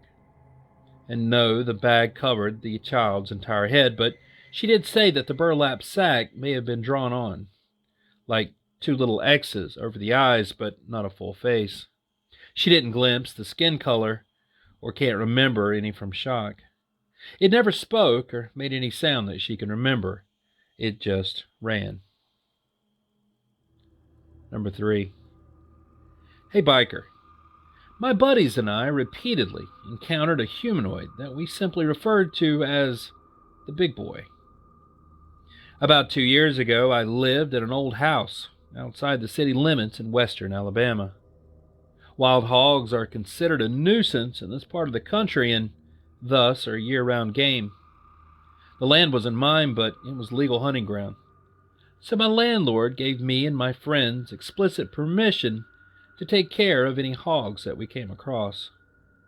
So a lot of the time, especially during the winter when this encounter took place, I was posted up on my back porch with a cigar and a gun, either by myself or with company. The land wasn't very clear. In fact, we only had about 20 feet from the porch to the tree line. Then it would go down a hill and the brush would just get thicker. So our hunting was just being quiet and looking for the beady eyes of hogs in the foliage when we heard rustling. So all that being said, one night during my porch sitting, I heard some rustling. I started scanning the woods for this hog and eventually did come across a set of white beady eyes. They weren't a hog's eyes though, because these were eye level with mine. As my eyes continued to adjust, the rest of the creature started coming into view. It was tall, thin, and had long, spindly arms and legs. Its entire body was completely black. I couldn't make out any other facial features besides the eyes, but what I could make out was that this thing was actually a good ways down the hill. So the fact that it was still at eye level with me meant that it was likely around 10 feet tall. It started up the hill, moving towards me, and I had this feeling in my gut that 45 caliber bullets probably weren't going to do very much here. So I slowly collected my things and headed back into the house. It didn't make any sound as it moved, other than the slight crunch of leaves. As it climbed the hill, it somewhat stopped at the tree line, then turned and walked along the edge of it. It bobbed and lurched a bit as it walked, kind of how some large birds bob their head as they move. That was the most terrified I'd been in a long while. And as the title says, that wasn't my only encounter. My hunting buddies and I saw it several times, walking through the trees a good bit away from the house. Sometimes it would even turn to look at us. My roommate that moved in later that same year once walked outside and saw it right up against the porch, looking right back at her. It never tried to attack anyone or even acted aggressively, so we eventually stopped being as scared, although still very cautious, and just started calling him the big boy. I've told a couple of other friends about this. One of them said the description and behavior matched something called a California dark watcher. I did my research, and as much as this creature matches up, this was on the opposite end of the continent. I'm still not 100% sure what it was that I saw, but I am 100% sure that I saw it. Multiple people did. When my roommate saw it, she said it was more eerie than downright scary. She said it looked at her like it was curious, tilting its head to the side like a dog when you're holding something at once. My hunting buddies and I all saw it from 30 to 50 feet away, but she ended up being closer than all of us. She confirmed no features other than eyes, but it had sunken in spaces on the face where there should be features. I understand her not taking a picture. I wouldn't take a picture of a bear if it was 10 feet from me, let alone this thing. Thanks for reading. Number 1. Dear Tattooed Biker, I've been a doctor going on 10 years now, and I've come across cases which would stun the average person. It's not often I'm stumped on a certain case, but once it had to happen. I was working the night shift, and that's when most activity happens. Busy nights like this kind of makes you wish you'd chosen a different profession, but when you got a big caring heart like mine, you just can't help it. As I was making my rounds on the east wing, a few nurses brought in a man who looked unconscious and covered in blood. No pulse, and pupils were dilated. I could have called it right then and there, but for whatever reason, I knew he wasn't completely deceased. I checked all the vitals and nothing, but the thing was, this man had begun to twitch, was cold to the touch, and skin was pale as plain paper. You would swear he was dead, but it seemed a little premature to just declare him. When I opened his mouth, I got the shock of my life. Immediately, I backed up and had my nurses take him to a private room immediately. I began to hyperventilate at the sight I had just seen and shook my head as I leaned on the wall for a few seconds, trying to collect my thoughts in order. After calming down, I went to the private room and I instructed the nurses to strap him down. And they just looked at me like I was crazy, since this man, half-dead man, seemed like he could barely move, and they questioned why. As they did so, I asked one of the nurses to leave, leaving me with the senior nurse, who I've been working with for some time now. I went and slid the door and locked it, as my nurse just watched. I looked at her, and I could tell she could see the fear in my face, and she asked, "What's wrong with you? I haven't seen you this shaken up since your first day."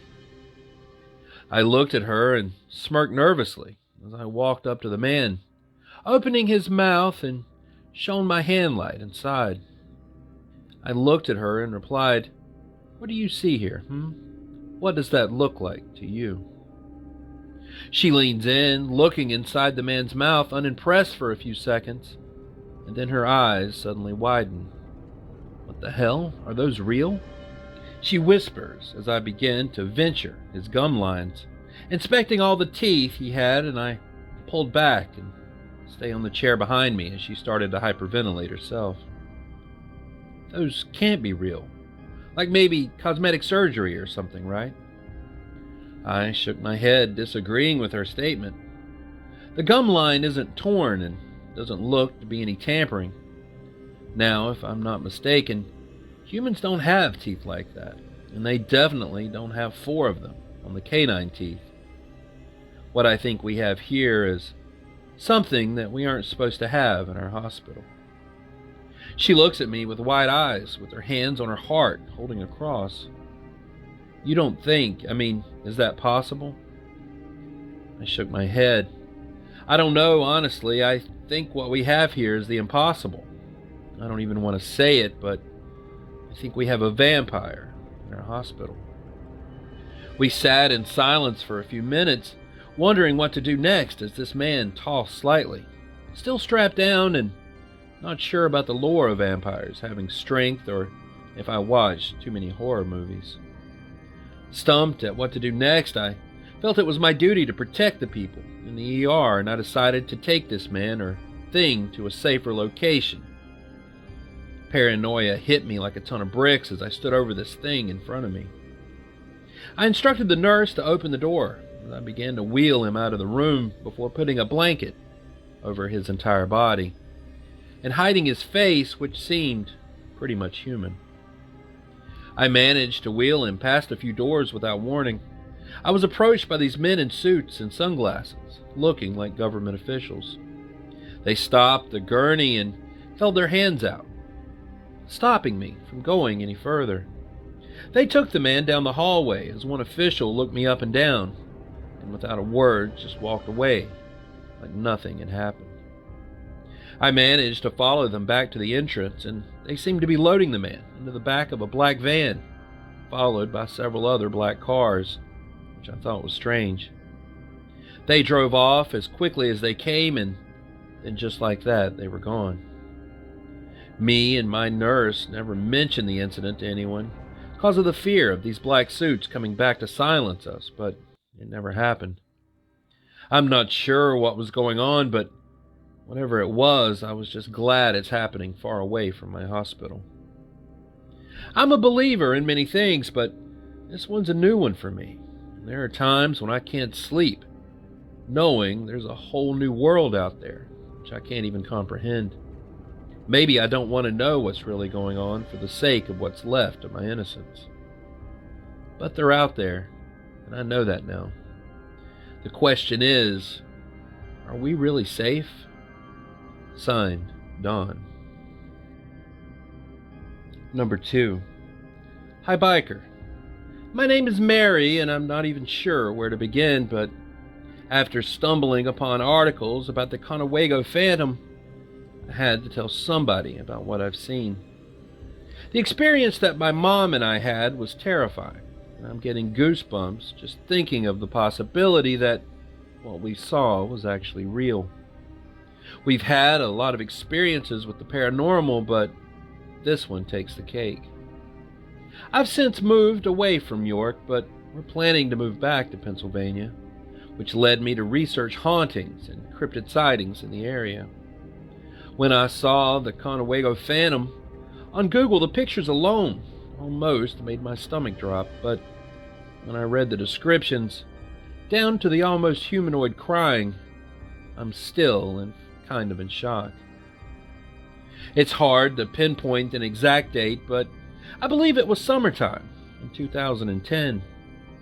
There were 2 separate instances that neither of us had thought were tied together. We were living in Mount Wolf at the time, right by the Caldorus Furnace, which there's a whole other story about the woman in white for maybe another time. Behind our house were woods, and it wasn't uncommon for us to hear foxes or owls or any other animal making noises out there.